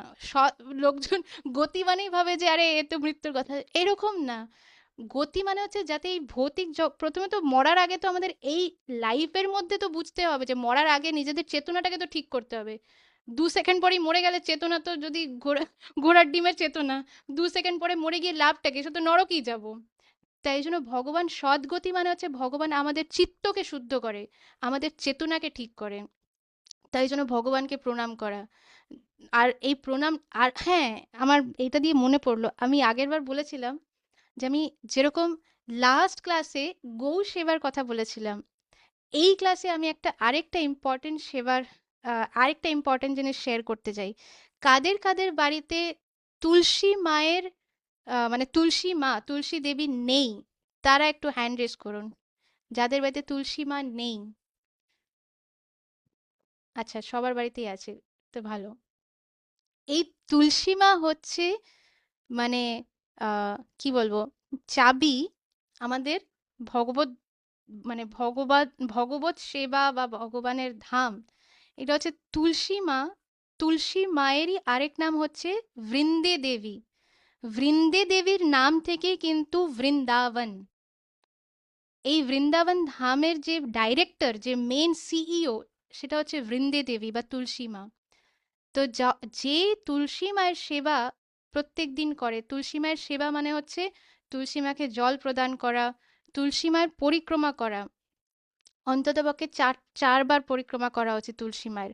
তারপরে তুলসী মাকে প্রণাম করা, এই যে যেইভাবে বললাম মাতাজিরা পাঞ্চাং, এবার যদি কারোর শরীর দিচ্ছে না, সে বেন্ড হতে পারছে না, তখন যতটা সম্ভব ততটা এমনি বেন্ড হয়ে প্রণাম করা, কিন্তু মন থেকে প্রণাম করা। হাঁটুতে ব্যথা, মাথায় ব্যথা সব হতে পারে, কিন্তু মনে তো কোনো ব্যথা না।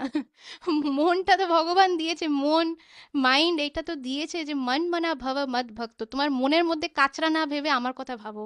তাই জন্য মন মানা ভব মদ ভক্ত। তো তুলসী মাকেও সেইভাবে মাইন্ডের মধ্যে ভাবা যে আমি প্রণাম করছি এইভাবে তুলসী মাকে।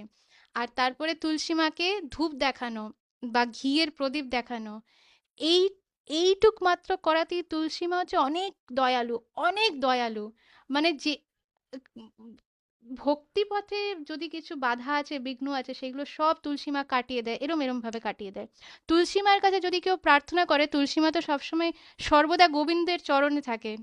তো তুলসী মায়ের কাছে যখন কেউ প্রার্থনা করছে, তুলসী মা যেহেতু গোবিন্দের চরণে, সেই প্রার্থনা ডাইরেক্টলি ভগবানের কানে যাচ্ছে। যখন আমরা তুলসী মায়ের কাছে কিছু বলছি, তুলসী মা আমার না শরীরটা ভালো লাগছে না, সেবাটা করতে ইচ্ছে করছে না, কৃষ্ণা শুনতে পারছে। তুলসী মায়ের কাছে যদি বলি যে কিন্তু তুমি আমাকে কৃপা করো, আমি সেবাটা করতে চাই, আম, আজকে আমার রাগ হয়ে গেছে, আমার মানে মন মেজাজ ঠিক ছিল না, আমি এরকম ব্যবহার করে দিয়েছি, আপনি আমাকে, তুলসী মা প্লিজ হেল্প মি, আমি পারছি না।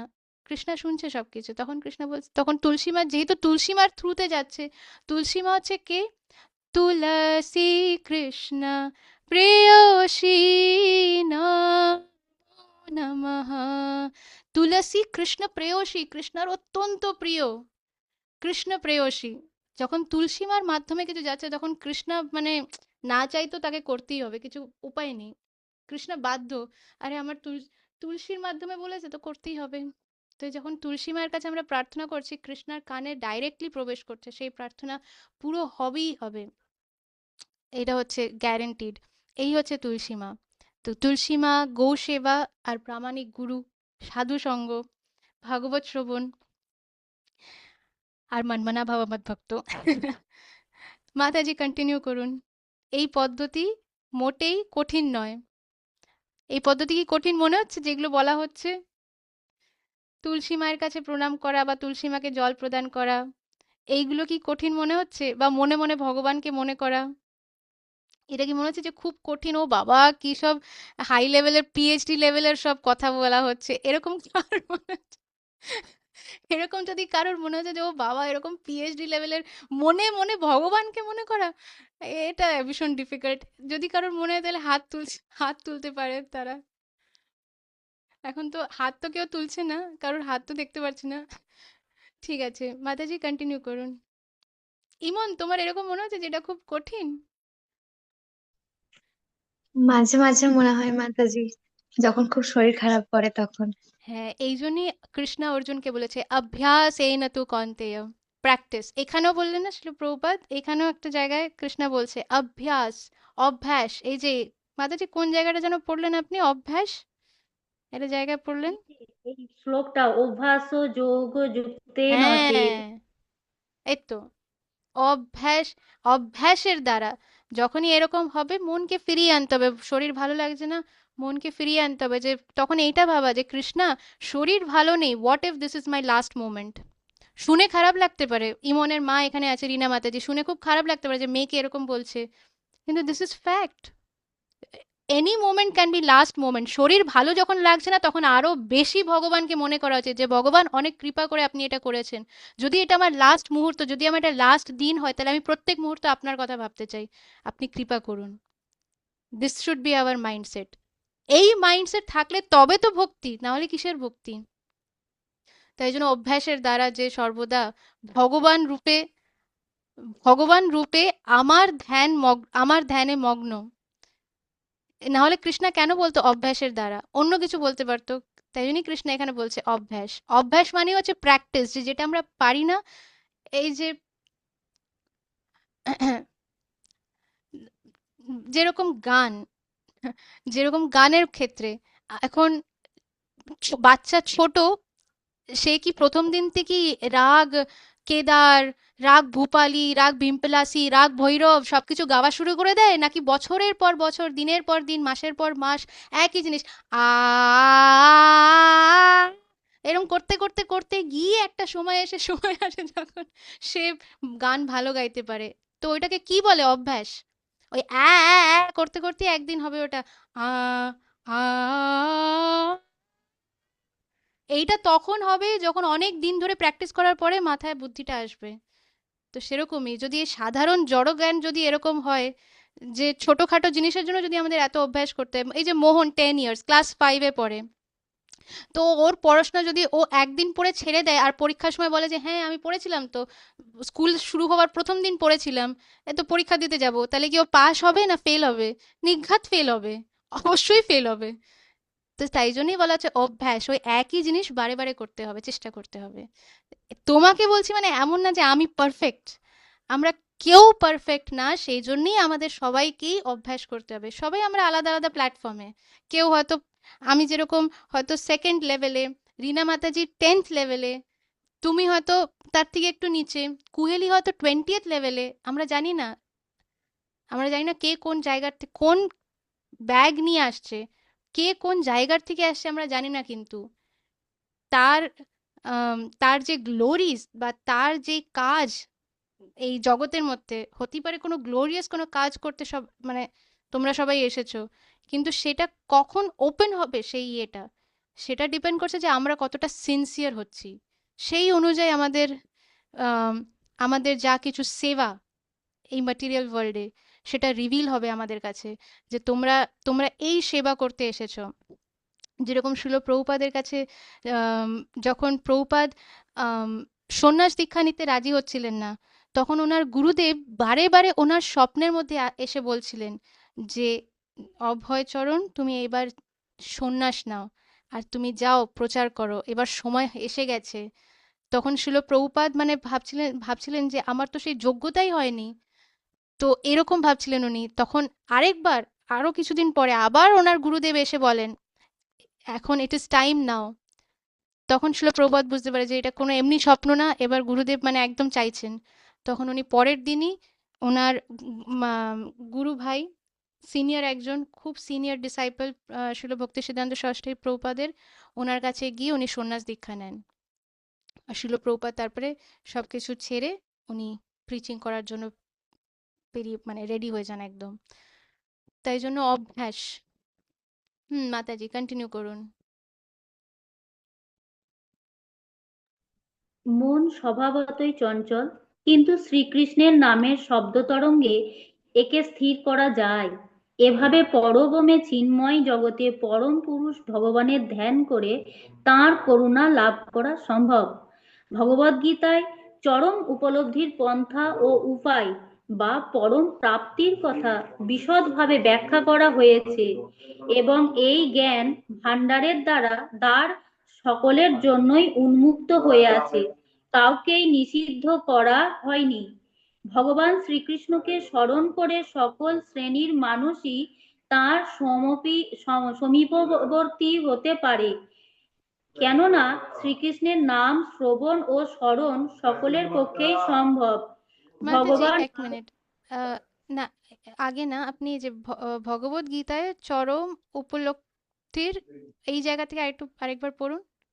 ভগবদ্গীতায় চরম উপলব্ধির পন্থা ও উপায় বা পরম প্রাপ্তির কথা বিশদভাবে ব্যাখ্যা করা হয়েছে, এবং এবং এই জ্ঞান ভাণ্ডারের দ্বার সকলের জন্যই উন্মুক্ত হয়ে আছে, কাউকেই নিষিদ্ধ করা হয়নি।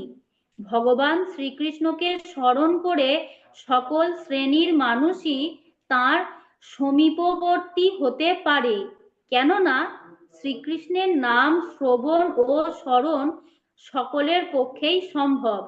হুম। ভগবান না, আমরা আজকের জন্য এখানেই পজ করব, কারণ 4:30 বাজে আমাদের টাইম। আমরা এখানেই পজ করব।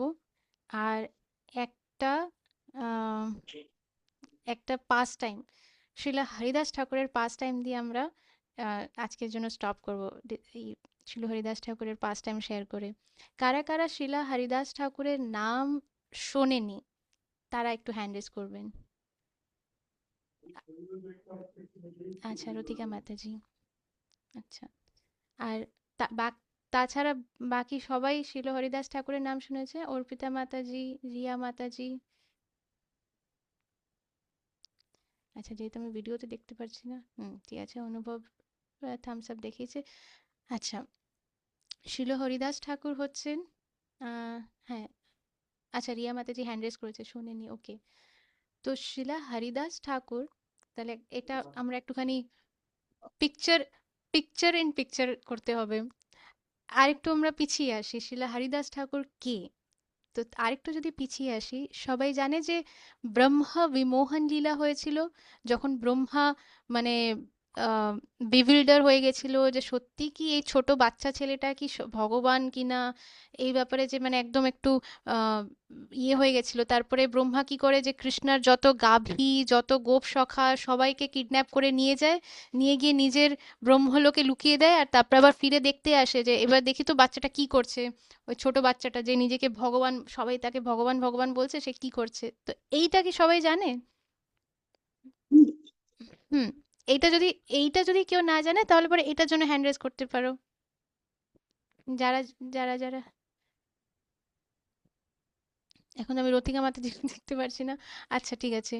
তো তো এই ব্রহ্মা বিমোহন লীলা হওয়ার পরে ব্রহ্মার খুব মানে খারাপ লাগে, ব্রহ্মার প্রচন্ড আহ কি বলে গিল্টি ফিলিং হয়, একদম মানে হতাশ হয়ে যায় যে আমি কি করলাম, আমি কি করলাম, আমি কি করলাম। মানে যেই ভগবান বিষ্ণুর কাছে আমি নিজে গেছিলাম, মানে ওই ক্ষীরসাগরের এই পারে দাঁড়িয়েছিলাম, নিজে গিয়ে আহ তার বাণী আমি শুনে সবাই অন্য দেবতাদের জানিয়েছিলাম যে ভগবান আবির্ভূত হবেন এই ব্রজধামে, আর তারপরে উনি তার লীলা করবেন, আর তারপরে উনি সব এই যে কংস এদের সব ইয়ে করবেন, এগুলো তো আমি নিজে তাদের জানিয়েছিলাম।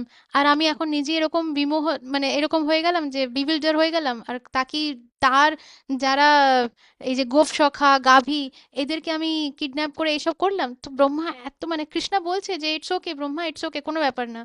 কিন্তু ব্রহ্মা কিছুতেই মানে মানতে রাজি না। ব্রহ্মা মানে একেবারেই না, না, আমি মানে আমার প্রচন্ড ইয়ে হচ্ছে, আমার প্রচন্ড ইয়ে হচ্ছে।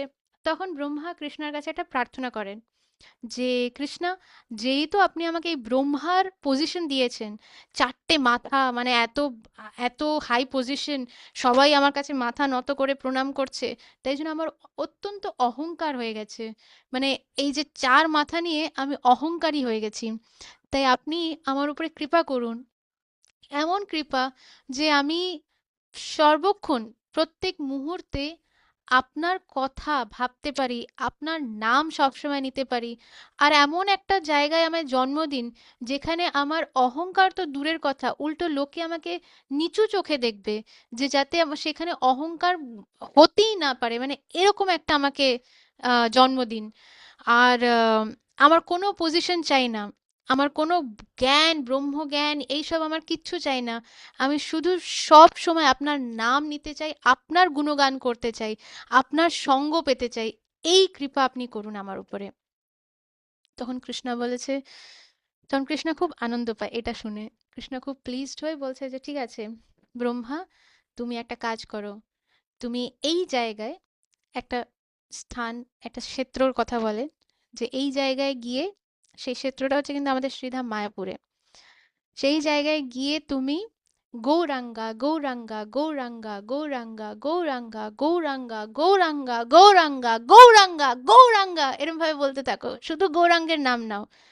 তখন ব্রহ্মা বলছে গৌরাঙ্গা, এটা তো আমি কোনোদিন আগে নামটা শুনিনি। তখন কৃষ্ণ বলছে যে তুমি যাও, এটা হচ্ছে আমার একটা স্পেশাল মার্সি, আমার একটা স্পেশাল অবতার আমি নেব, কিন্তু তুমি যাও, আমি তোমাকে যেটা বললাম তুমি এটা করো, তাহলে গৌরাঙ্গ মহাপ্রভু তোমাকে দর্শন দেবেন। আর সেই দর্শনে মানে তোমাকে দর্শন দেবেন। তুমি যাও ব্রহ্মা, আমি যেটা বলেছি তুমি সেটা করো। তো ব্রহ্মা আসেন, সেখানে বসেন একদম মেডিটেশন। অন্য অন্য যুগে যেটা হয় যে যুগ যুগান্তর ধরে তারা কত কত এই তপস্যা কত কিছু করে, কিন্তু এটা এত সিম্পল একটা এসে যে তোমাকে শুধু এই একটা গৌরাঙ্গা গৌরাঙ্গা বলতে হবে। তো ব্রহ্মা করে সেটা, ব্রহ্মাও শুরু করে গৌরাঙ্গা গৌরাঙ্গা গৌরাঙ্গা গৌরাঙ্গা গৌরাঙ্গা গৌরাঙ্গা গৌরাঙ্গা গৌরাঙ্গা। তো এটা বলতেই থাকে বলতেই থাকে বলতেই থাকে। আর তখন এটা যখন করতে করতে একটা সময় মহাপ্রভু, গৌরাঙ্গ মহাপ্রভু তার সামনে দাঁড়ায় এসে, যে কি হয়েছে ব্রহ্মা, বলো তুমি আমাকে এতবার ডাকছো কেন? তখন ব্রহ্মা চোখ খুলে মহাপ্রভুর মানে সেই রূপ দেখে ব্রহ্মা অজ্ঞান হয়ে পড়ে যায়। বলবে কি, ব্রহ্মার মুখ থেকে কোনো কথা বেরোয় না, মানে এত সুন্দর রূপ, এরকম দেখতে, এরকম মানে এফালজেন্ট একদম, আম, ওই সোনা, মানে সোনার মতন রং, আর এত সুন্দর দেখতে। ব্রহ্মা দেখেই অজ্ঞান হয়ে পড়ে যায়। তখন মহাপ্রভু আবার তাকে আশীর্বাদ দিয়ে আবার তাকে জাগ্রত করে। তখন ব্রহ্মা দেখে বলছে যে হে প্রভু, এটা আপনার কোন রূপ? বলছে যে এটা আপনার কোন রূপ? আমার কথা কি শোনা যাচ্ছে? আমার মনে হয় আবার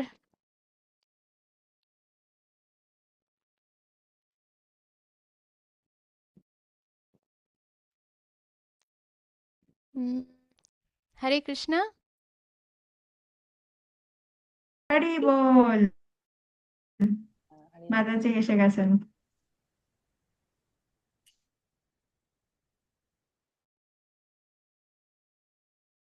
এবার কি আমার কথা শোনা যাচ্ছে? মাতাজি, আপনার নেটওয়ার্ক ইস্যুস প্রচুর হচ্ছে। হুম। আর এটা মাঝে মাঝে আপনি ফ্রিজ হয়ে যাচ্ছেন। স্পেশালি এটা হয় স্যাটারডেতে, যখন আমাদের এই ক্লাসটা থাকে। মায়াদেবী কত তৎপর না, যাতে কেউ এই ভগবানের এই সব যে এগুলো না পায়, যাতে, তাই না? মায়াদেবী নিজের কাজ মানে ফুল ফর্মে করতে থাকেন। ও সরি, আমি অন্য স্ক্রিন শেয়ার করে দিয়েছি। তা কোথায় অবধি শোনা গেছিল? যে ব্রহ্মা গৌরাঙ্গা গৌরাঙ্গা বলে অজ্ঞান হয়ে গেছে, সেটা শোনা হয়েছিল? ওহ, দাঁড়াও।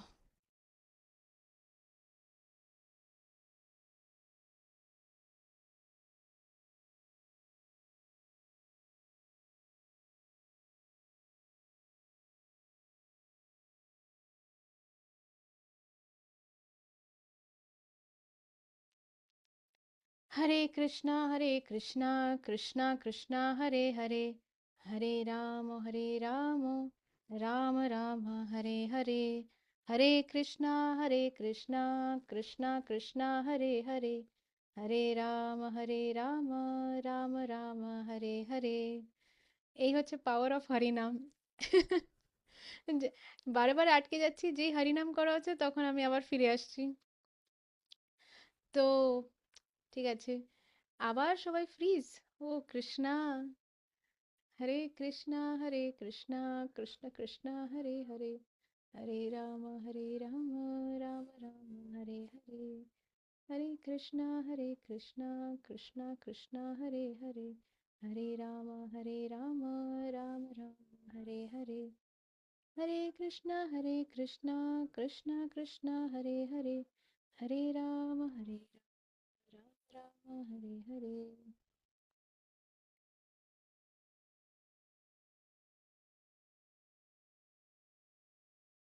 আচ্ছা, আমি আবার ব্যাক। তো আমরা ছিলাম যে ব্রহ্মা কিভাবে গৌরাঙ্গ মহাপ্রভুকে দেখে ফেইন্ট হয়ে যায়, অজ্ঞান হয়ে যায়। তো মহাপ্রভু কৃপা করে তাকে আবার জাগ্রত করে। তখন ব্রহ্মা বলছে, এ আপনার কোন রূপ, এটা কোন ফর্ম, কোন অবতার আপনার? তখন মহাপ্রভু বলছে যে দেখো, কলিযুগে আমি এই গৌরাঙ্গ মহাপ্রভু রূপে আবির্ভূত হব। আর তখন আমার মেন কাজ হবে যে আমি কোনো অস্ত্র শস্ত্র কিছু নিয়ে আসবো না, আমার অস্ত্র হবে এই হরিনাম সংকীর্তন। যখন আমি পুরো যত মানে এই পুরো ওয়ার্ল্ডটাকে হরিনামে ভাসিয়ে দেব, আর তখন তুমি আমার নিজ পার্ষদ হবে, তোমার নাম হবে হরিদাস ঠাকুর। তখনই কিন্তু কৃষ্ণা এসে মহাপ্রভু রূপে এসে সত্যযুগে সত্যযুগ, দাপর যুগে, দাপর যুগে কিন্তু কৃষ্ণা অলরেডি ব্রহ্মাকে ইনিশিয়েশন দিয়ে দিয়েছে কলিযুগের জন্য, যে তোমার নাম হরিদাস ঠাকুর হবে। আর তোমার নাম হরিদাস হবে এই কারণে, কারণ তুমি হবে নাম আচার্য, তুমি হবে সেই লিডার যে সবাইকে শেখাবে কিভাবে নাম করতে হয়, নামের মহিমা তুমি করবে, রিভিল করবে। তাই তুমি হচ্ছে হরিদাস ঠাকুর। তুমি প্রত্যেকদিন 3 লক্ষ নাম করবে, 3 লক্ষ হরিনাম করবে তুমি। আর শুধু তাই না, আম, তোমার আহ, তুমি সর্বক্ষণ আমার সাথেই থাকবে, আমি তোমার সাথে সাথেই থাকবো। তো আর তোমার জন্ম হবে নিচু কুলে, জাবন কুলে তোমার জন্ম হবে। তাই জন্য তোমার এই ব্রহ্ম বুদ্ধি থাকবে না, অহংকারের কোনো ব্যাপার থাকবে না। তাই জন্য নিচু কুলে তোমার জন্ম হবে, কিন্তু সবাই তোমার গুণগান করবে, কারণ তুমি হবে নাম আচার্য, শিলা হরিদাস ঠাকুর। তো এই বলে মহাপ্রভু অদৃশ্য হয়ে যায়। আর যখন মহাপ্রভু আবার ডিসঅ্যাপিয়ার হয়ে যায়, তখন ব্রহ্মা আবার মানে কাঁদতে কাঁদতে, পাগলের মতন কাঁদতে কাঁদতে আবার অজ্ঞান হয়ে যায়। তখন মহাপ্রভু আবার ফিরে আসেন, তাকে আবার জাগ্রত করে, বলে যে ব্রহ্মা, এবার তুমি আমার এই শোকে এরকম ভাবে করো না, তুমি যাও তোমার জায়গায় ফিরে যাও, তোমার কাজ করো। কলিযুগ যখন হবে তখন আমরা সবাই এই জায়গায়, যেখানে তুমি এই যে আমার নাম নিয়ে আমাকে আহ্বান করেছো, এই জায়গায়, এই নবদ্বীপ মণ্ডলী আমরা আবার ফিরে আসব কলিযুগে। তো এই হচ্ছে শিল হরিদাস ঠাকুর, ব্রহ্মা নিজে শিল হরিদাস ঠাকুর হয়ে আসেন। আবার আমরা আজকে যে নৃসিংহদেবের নৃসিংহ আরতি করছিলাম, প্রহ্লাদ মহারাজের কথা বললাম, হরিদাস ঠাকুর কিন্তু প্রহ্লাদ মহারাজেরও ইনকার্নেশন, প্রহ্লাদ মহারাজ এবং ব্রহ্মা একসাথে ইনকার্নেশন। তো শিল হরিদাস ঠাকুর যখন, এবার উনি ছিলেন নামাচার্য হরিদাস ঠাকুর, ওনার জন্মের পর থেকেই উনি নাম করা শুরু করে দেন। তো যখন উনি নাম করেন, ওনার জন্ম হয়েছিল মুসলিম ফ্যামিলিতে, একটা মুসলিম এম্পারার নবাবের একজন বাড়িতে তার জন্ম হয়েছিল। জন্মের পর মানে যখন সে কথা বলা শুরু করে আর কি, তখন তার মুখ থেকে শুধু হরিনামই বেরোতো। তখন এই মুসলিমরা দেখেছে যে ওমা, এ তো মানে কাফির, আমাদের বংশে জন্ম হওয়ার মানে জন্ম নিয়েছে কিন্তু নিচ্ছে মানে ওদের নাম, অন্য অন্য ইয়ের নাম নিচ্ছে। তখন তাকে খুব অনেক রকম ভাবে তার উপরে অত্যাচার করা হয়, তাকে এগুলো বন্ধ করাবার জন্য, কিন্তু সেটা হয় না, সম্ভব হয় না। তখন তাকে বাড়ি থেকে বের করে দেয়। তো আর তারপরেও বাড়ি থেকে বের করার পরেও মানে আহ, হরিদাস ঠাকুরের উপরে মানে তাকে 22টা বাজারের মধ্যে তাকে পেটানো হয়েছে, তাকে মারবার চেষ্টা করা হয়েছে। আর হরিদাস ঠাকুর সারাক্ষণই হরিনাম করে যাচ্ছেন। তো তাই জন্য হরিদাস ঠাকুরের মানে এত মারা হয়েছে, এত মারা হয়েছে, যে যারা মারছে, ওই যে নবাবের মুসলিম, এই মুসলিমরা যারা মারছে, তারা নিজেরাই বলছে যে আরে একে কত মারছি, এ তাও মরে না, মরে তো নাই, শুধু সারাক্ষণ হরে কৃষ্ণা করেই যাচ্ছে। তো এইটা শুনে শিলা হরিদাস ঠাকুর আনন্দে লাফিয়ে ওঠে যে আরে তোমরা হরিনাম নিয়েছো, তোমরা মুখ থেকে হরিনাম করেছো। তো সে মার খাচ্ছে, কিন্তু মার খাওয়ার পরেও আনন্দ পাচ্ছে যে ওরা যে হরিনাম বলেছে, যে এ দেখো মরে না, সারাক্ষণ হরে কৃষ্ণ এই যে এইটুক বলেছে। তো তাতেই হরিদাস ঠাকুর নাচছেন, মানে আনন্দে নাচছে। তো তারা আরো, ওই মুসলিম যারা পেটাচ্ছে যারা, তারা আরো বেশি হয়ে যাচ্ছে যে আরে এটা হচ্ছেটা কি, এ কে এটা, মানে মরেও না, আর মানে তার মুখ থেকে নামও যায় না, আর আমরা যে তাকে ভেঙাচ্ছি সেটাতে সে আনন্দ পাচ্ছে। এ কোন মানে কি দিয়ে বানানো, কোনো কি এটা। তো যাই হোক, তখন এই যারা ছিল হরিদাস ঠাকুরকে মারছে, তারা হরিদাস ঠাকুরের কাছে নিবেদন করা শুরু করে যে শোনো, তুমি প্লিজ মরে যাও এবার, তুমি না মরলে পরে আমাদের রাজা আমাদের গলা কেটে দেবে, তুমি প্লিজ মরে যাও। তখন শ্রীল হরিদাস ঠাকুর হরিনাম করতে করতে সে একেবারে মানে নির্জীবের মতন হয়ে যায়। তখন তাকে নিয়ে, তার শরীরটাকে নিয়ে গঙ্গার মধ্যে ছুঁড়ে ফেলে দেয়। এবার সে তো শিলা হরিদাস ঠাকুর, সে আবার গঙ্গার থেকে আবার সে চলে আসে একদম অ্যাজ ইট ইজ। কারণ যখন কেউ হরিনাম করছে, হরিনাম মানে কি, তার যা কিছু দুঃখ কষ্ট যেটা তার উপরে আসার কথা, সেটা মহাপ্রভু নিজের উপরে নিচ্ছে। তখন মহাপ্রভু কি দেখায় যে হরিদাস ঠাকুর, তোমাকে ওরা এত মারলো, করলো, তুমি তাও তাদের উপরে এরকম ভাবে কৃপা করছো, তাদের জন্য তুমি প্রার্থনা করছো। আমি তো তাদের মেরেই ফেলতে চাইছিলাম, কিন্তু তোমার প্রার্থনার জন্য, শুধু তোমার প্রার্থনার জন্য আমি তাদেরকে মারিনি, নাহলে আমি সেই মুহূর্তেই তাদের শেষ করে দিতাম। তখন শিল হরিদাস ঠাকুর বলছেন, না না প্রভু, আপনি ওনাদের মারবেন না। আপনি তো পতিত পাবন, আপনার তো মানে আপনি তো এসেছেনই এই কারণে যাতে যারা সব থেকে ফলেন, সব থেকে পতিত, তাদেরকে উদ্ধার করবার জন্য। তাই আপনি ওদের উপরে একটু কৃপা করুন। তখন মহাপ্রভু বলছেন, দেখো হরিদাস, তুমি তো মারগুলো সহ্য করলে, কিন্তু দেখো আমার কি অবস্থা হয়েছে, করে ঘুরিয়ে নিজের পিঠ দেখাচ্ছে। আর চাবুকের দাগে ভর্তি মহাপ্রভুর পিঠ থেকে রক্ত পড়ছে। শিল হরিদাস ঠাকুরের যত মার মহাপ্রভু নিজে সহ্য করেছেন। তো এই শিলা হরিদাস ঠাকুর, উনি একটা মানে একটা ছোট্ট টেন্ট বানিয়ে নিজের সাধনা করতেন।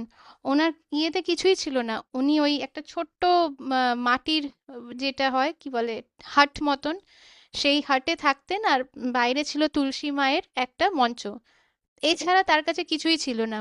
তার প্রসাদ হচ্ছে জগন্নাথের মহাপ্রসাদ, মহাপ্রভু নিজে নিয়ে আসতেন তার জন্য। তো এবার শিল হরিদাস ঠাকুর এরকম যখন নাম করছেন, তখন ওনার মহিমা ছড়িয়ে যায়। এবার এই যে মুসলিম রুলার, তারা প্রচন্ড এনভিয়াস হয়ে যায়, তাদের প্রচন্ড মানে দ্বেষ হয়ে যায় হরিদাস ঠাকুরের প্রতি। যে আরে এই নিচ কুলের মানে এই এরকম কাফির একটা আমাদের কুলে, মানে তারা ভাবছে যে তাদের কুল হচ্ছে অনেক উঁচু কুল, বলছে আমাদের কুলে জন্ম হওয়ার পরও এই কি হরে কৃষ্ণা মহামন্ত্র করতে থাকছে, আর সবাই একে এত রেসপেক্ট করছে, এত আদর এত সম্মান করছে। তো তখন সেখানকার নবাব, সেখানকার রাজা, সে কি করে, একজন প্রস্টিটিউটকে, একজন বৈশ্য এরকম একজন মহিলাকে ডাকে, বলে যে শোনো, তুমি এই রাত্রিবেলা ওই হরিদাসের কাছে যাবে, আর গিয়ে তার ঘরের বাইরে তাকে মানে ইয়ে করবে, যে যাতে তোমার সাথে সেই রাতটা কাটায়, এরকম ভাবে তুমি যতভাবে মানে প্রতারণা করা যায়, যা কিছু করা যায়, তুমি সব নিজের চেষ্টা করে করবে। দেখি, এই যে সবাই বলে যে শিলা হরিদাস ঠাকুর হচ্ছে খুব মহান, দেখা যাক এর কি মহান, দেখা যাক। তো তখন সেই প্রস্টিটিউট রাত্রিবেলা যায়, গিয়ে যথাযথভাবে তাকে অনেকভাবে তাকে ডিস্ট্র্যাক্ট করার চেষ্টা করে। বলছে যে যে শোনো, তুমি তো একজন সৎ মানুষ, আর আমি একজন মহিলা এখানে রাতের বেলা এসেছি, তুমি আমাকে থাকার জায়গা দেবে না? তখন শিলা হরিদাস ঠাকুর বলছে, তুমি আহ, তুমি ওখানেই থাকো, কোনো অসুবিধা নেই। তো বলছে যে কিন্তু আমি তো তোমার মানে অ্যাসোসিয়েশন পেতে চাই, আমি তো তোমার সঙ্গ পেতে চাই, তুমি এরকম কঠোর কেন? তখন শিলা হরিদাস ঠাকুর বলছে যে আচ্ছা আচ্ছা শোনো, আমার কিছু নাম জপ বাকি আছে, আমি আমার নাম জপটা শেষ হতেই আমি তোমাকে তোমার ইচ্ছে পূরণ করব, তুমি বসো এখানে। তো মেয়েটা ভেবেছে ঠিক আছে। শিলা হরিদাস ঠাকুর নিজের নাম জপ করে যাচ্ছে, আর ৩ লক্ষ নাম, তো ৩ লক্ষ নাম, সেই দিনের ৩ লক্ষ নাম যখন শেষ হয়েছে, পরের দিনের ব্রহ্ম মুহূর্ত শুরু হয়ে গেছে। এবার ওই ছেলেটা বলছে, এই সরি, এবার ওই মেয়েটা বলছে যে, মেয়েটা দেখছে যে আরে ভোর হয়ে গেছে, ভোরের বেলা তো এরা বেরোয় না, এরা তো রাত্রিবেলা বেরোয়। তখন সঙ্গে সঙ্গে পালিয়ে গেছে, বলে যে আমাকে কেউ এই সময় দেখলে পরে আমাকে মানে, কারণ সোসাইটির একটা নিয়মও থাকতো তখন, যে যারা এরকম কাজ করে তারা সকাল দিনের বেলা কোথাও বেরোবে না, তারা তাদের বাড়িতেই থাকবে, সন্ধ্যের পরে তাদের কাজ। তাই জন্য মেয়েটা সঙ্গে সঙ্গে পালিয়ে গেছে। পরের দিন আবার বিকেলে এসেছে, বিকেলে এসে তখন বলছে যে আরে কালকে তো তুমি আমাকে সারা রাত বসিয়ে রাখলে, আর আমার সাথে তুমি একবারও তুমি আমাকে টাইম দিলে না, তাহলে আজকে তুমি প্লিজ আমার কথাটা শোনো, প্লিজ আমার ইচ্ছেটা পূরণ করো, আমি এত আশা নিয়ে এসেছি। তখন হরিদাস ঠাকুর বলছেন, আচ্ছা আচ্ছা শোনো, আমার অল্পই কিছু নাম বাকি আছে, তুমি একটু বসো, আমি তোমার ইচ্ছে পূরণ করব। আর শিলা হরিদাস ঠাকুর নিজের নাম জপ করা শুরু করে দেন। তো শিলা হরিদাস ঠাকুর নাম জপ করছেন, নাম জপ করছে, আবার সেই ভোর ব্রহ্ম মুহূর্ত হয়ে যায়। মেয়েটা দেখছে যে আরে, এ বৈশ্য দেখছে যে আবার সকাল হয়ে গেছে, এখন এখানে থাকতে পারবো না, চলে যাই আবার নিজের জায়গায়। আবার সেদিন রাত্রিবেলা আসে, এসে বলছে যে দেখো, তুমি কিন্তু ২ দিন আমাকে এইভাবে বসিয়ে রেখেছো, আজ কিন্তু তোমাকে আমার ইচ্ছে পূরণ করতেই হবে।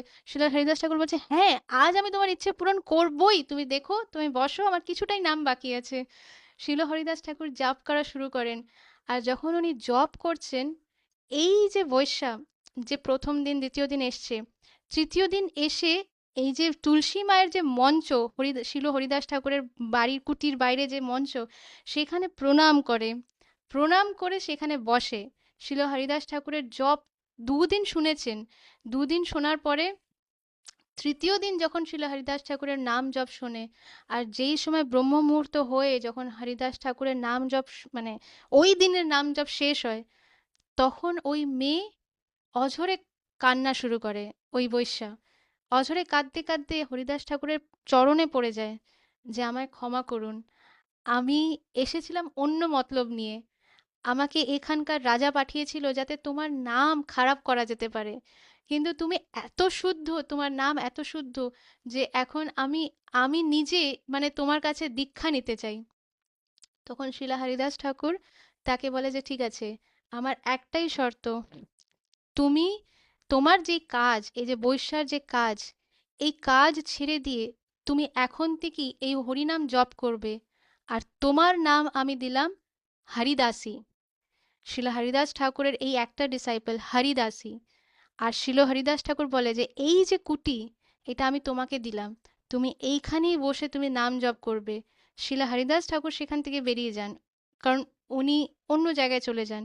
সেই কুটি হরিদাসী মানে শিল হরিদাস ঠাকুর যাকে দীক্ষা দেয়, সেই বৈশ্যা, সে নিজের এই কাজ ছেড়ে সেই সময়ের থেকে নিত্য নিরন্তর হরিনাম জপ করা শুরু করে। এবার এখানের একটা খুব যেটা আম, আমাদের শাস্ত্রের যা আমাদের আচার্যরা টিকা দিয়েছেন, যে এই হরিদাসী যে বৈশ্যা রূপে শিলা হরিদাস ঠাকুরের কাছে এসেছেন, উনি আর কেউ না, মায়াদেবী নিজে। যেই মায়াদেবী আমাদেরকে এত সুপার মানে এক্সিলেন্ট ভাবে ভগবানের থেকে দূরে রাখতে পারে, সেই মায়াদেবী নত হয়ে গেছেন শিলা হরিদাস ঠাকুরের কাছে, তার কাছে দীক্ষা নিয়েছেন, আর তার নাম হয়েছে হরিদাসী। সেই শিল হরিদাস ঠাকুরের শিষ্য। তো এই হচ্ছে শিলা হরিদাস ঠাকুর। কিন্তু আমি কেন যে শিলা হরিদাস ঠাকুরের এই পাস্ট টাইমটা শেয়ার করলাম, এটা আমার মনে পড়ছে না। কিন্তু যেই কারণেই হোক, তো কিন্তু কেন শেয়ার করলাম, কোন জায়গার থেকে কেউ কি, কারোর কি মনে আছে যে কোন পয়েন্ট থেকে আমরা এটা আনলাম শিলা হরিদাস ঠাকুরের কথাটা? উম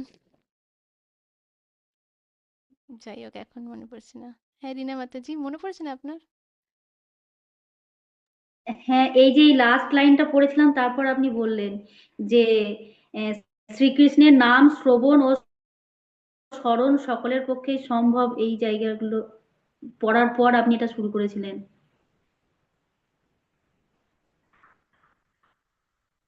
হরে কৃষ্ণ মাতাজি। হ্যাঁ হ্যাঁ কোয়েলি। ভগবান মাতাজি,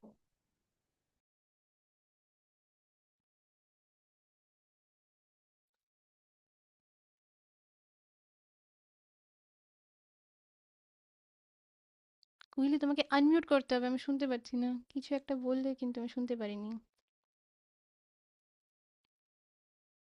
হরে কৃষ্ণ মাতাজি। হ্যাঁ হরে কৃষ্ণা, কিসের জন্য? হ্যালো আর হ্যাঁ হ্যাঁ আমি শুনতে পারছি। মাতাজি, আপনি আপনি বলছিলেন যে আজকে এই অবধি ক্লাসটা আছে, মানে থাকলো, আমি একটা পাস টাইম শোনাচ্ছি, সেইটা দিয়ে আপনি মানে এই ইয়েটা লীলাটা বললেন, এটাই হ্যাঁ বললেন বলে আমার মনে পড়লো। এটাই বলেছিলাম, কিন্তু কেন কি ইয়েতে আমার মনে পড়ছে না। তো যাই হোক, এটা হচ্ছে হরিনামের মহিমা, যে যত রকম মানে আমাদের লাইফে হয়তো কোনো বিগ ডেঞ্জার আসতে যাচ্ছে, খুব বড় একটা কোনো ডেঞ্জার, কিন্তু এই হরিনাম, অনেক সময় আমরা কি করি, আমরা মনে করি যে না আমার ওই কাজ আছে সেই কাজ আছে, এইটা আমার বেশি ইম্পর্টেন্ট, ওইটা বেশি ইম্পর্টেন্ট, কিন্তু যদি আমরা এই হরিনামকে যদি প্রায়োরিটি দিই, যেরকম শিলা হরিদাস ঠাকুরের কেসে দেখলাম আমরা, উনি উনি উনি সবসময় এটাই বলছেন যে হ্যাঁ, বিকজ শিলা হরিদাস ঠাকুর হচ্ছে একেবারে ত্রিনাদাপি শুনেছে না তারোরপি সহিষ্ণুনার মানে এক্সাম্পল। মানে উনি এতটাই হাম্বল, এতটাই দৈন্যভাব, এরকম মানে উনি উনি জানেন যে কে এসেছে, উনি কি কোনো সাধারণ পার্সন যে এত হরিনাম করছে, তার ভেতরে সব দিব্যজ্ঞান অলরেডি রিভিল হয়ে যাচ্ছে যে এটা কে, মানে দেখেই সে জানতে পারবে যে এ কে আর কি উদ্দেশ্যে এসেছে, কিন্তু তাও সে কিন্তু তার প্রতি ঘৃণা করছে না, তাও সে তাকে উদ্ধার করছে। তো হরিনাম হচ্ছে এমন একটা জিনিস যে যখন আমরা হরিনামকে প্রায়োরিটি দেব, তখন বড় বড় ডেঞ্জার আমাদের কেটে যাবে। এটা হচ্ছে মানে পাওয়ার অফ হরিনাম। আর এরকম এই হচ্ছে শুদ্ধ ভক্তের মহিমা, যে যখন আমরা শুদ্ধ ভক্তের সান্নিধ্যে থাকবো, হয়তো আমাদের মাইন্ডে হয়তো ইন্টেনশনটা তেমন কিছু না, আমরা হয়তো ইন্টেনশন এটা না যে হ্যাঁ আমরা এই শুদ্ধ ভক্তের মতন হতে চাই বা আমরা এর মতন, এইসব হয়তো কিছুই না, ভুলের চোটে হয়তো তার সান্নিধ্য পেয়ে গেছি, কিন্তু শুদ্ধ ভক্তের সান্নিধ্য আসা মাত্রে আমাদের এরকম লাভ হয়ে যায়। সাধু সঙ্গ সর্বশাস্ত্রে কয়, লবমাত্র সাধু সঙ্গ সর্বসিদ্ধি হয়। তো যখন আমরা কোনো শুদ্ধ ভক্তের যখন সঙ্গ করি, সঙ্গ পাই বা সঙ্গ পাওয়ার ইচ্ছে প্রকট করি, ইয়ে তখন আমরা অটোমেটিক্যালি আমরা নিজেরা শুদ্ধ হওয়া শুরু হয়ে যাই। তখন আমরাও শুদ্ধ ভক্তির দিকে এগোনো শুরু করি। আর তুলসী মায়ের কথা বলছিলাম, যে যখন এই বৈশ্যা যখন তুলসী মাকে প্রণাম করে, প্রণাম করা মাত্রই তার উপরে কৃপা চলে আসে। যে সে যেই ইন্টেনশন নিয়ে আসছিল বারে বারে তুলসী মাকে প্রণাম করাতে, যখন সেই কৃপা আসে, তখন তার সেই রাস্তা খুলে যায়। তখন সেই হরিনামের যেই এক হচ্ছে শুদ্ধ ভক্ত, আর তুলসী মাও হচ্ছে, তুলসী দেবী হচ্ছে শুদ্ধ ভক্ত, পিওর ডিভোটি। তুলসী মা তো, আমরা তুলসী মাকে একটা প্লান্ট রূপে দেখছি, বৃক্ষ রূপে দেখছি, কিন্তু তুলসী মা স্পিরিচুয়াল ওয়ার্ল্ডে হচ্ছে একজন পার্সোনালিটি। সেটারও মানে আছে, পাস টাইম আছে, যে কিভাবে তুলসী মা এই ফর্মে ম্যাটেরিয়াল ওয়ার্ল্ডে এলেন, এরকম প্লান্ট ফর্মে, সেটারও পুরো পাস টাইম আছে। তো যাই হোক, সেইটাতে আমরা এখন যাব না। অলরেডি মায়াদেবী অনেক রকম ভাবে আটকানোর চেষ্টা করেছে যাতে কেউ শিলা হরিদাস ঠাকুরের কথা না শুনতে পারে। সেই মায়াদেবী হচ্ছে শিলা হরিদাস ঠাকুরের ডিসাইপল, হরিদাসী, যেই মায়াদেবী আমাদের আটকানোর চেষ্টা করছিল। তো যাই হোক, আমরা আজকে এখানেই এইটাতেই স্টপ করব। আর যদি কারোর কোনো ডাউটস, কোনো কোয়েশ্চেন, কোনো ক্ল্যারিফিকেশন, যে এটা বুঝতে পারিনি, এটা বা এটা মানতে ডিফিকাল্ট হচ্ছে, আম, এটা বুঝতে মুশকিল হচ্ছে, এরকম যদি কিছু থাকে, তাহলে হ্যান্ড রেজ করে আপনারা প্রশ্ন করতে পারেন। আর কিছু যদি প্রশ্ন বা কোনো কমেন্টস না থাকে, তাহলে আমরা এখানে স্টপ করব।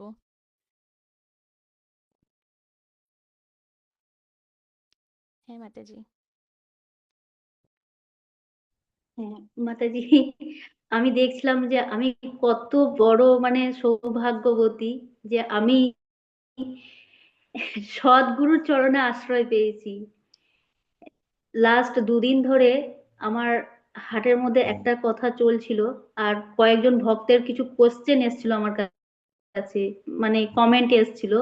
তো সেই জায়গা থেকে ছিল, আমার গুরু মহারাজ চাইছিলেন যে আমি কিছু কথা বলি, আর তখন আমি এটাই বলতে থাকি যে আমার তো কথা বলার কোনো শক্তি নেই গুরু মহারাজ, তো এইগুলো যদি মাতাজি বলেন তো খুব ভালো হয়, উনি জানেন সবকিছু কিভাবে বলতে হবে।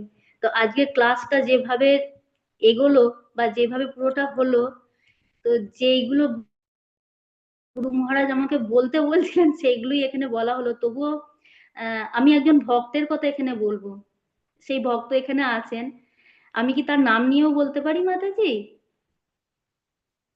এখানে তো আমাদেরই সবাই, মানে আমাদের নিত্যানন্দ ফ্যামিলি তো আছে, নিত্যানন্দ গৌরাঙ্গ কুটির ফ্যামিলি। তার মধ্যে কেউ, রিয়া মাতাজিও হ্যান্ড রেজ করেছিলেন দেখলাম। হ্যাঁ, তো হ্যাঁ, এখানে হ্যাঁ, হ্যাঁ হ্যাঁ হ্যাঁ মাতাজি আমি তো জানি না আপনি কি বলবেন, সেই জন্য আপনি ডিসাইড করুন যে আমি কি রেকর্ডিংটা পজ করে দিই, কারণ আহ, নাহলে অনেক লম্বা সেই হয়ে যাবে। মানে রেকর্ডিংটা পজ করে তারপরে আমরা, হ্যাঁ।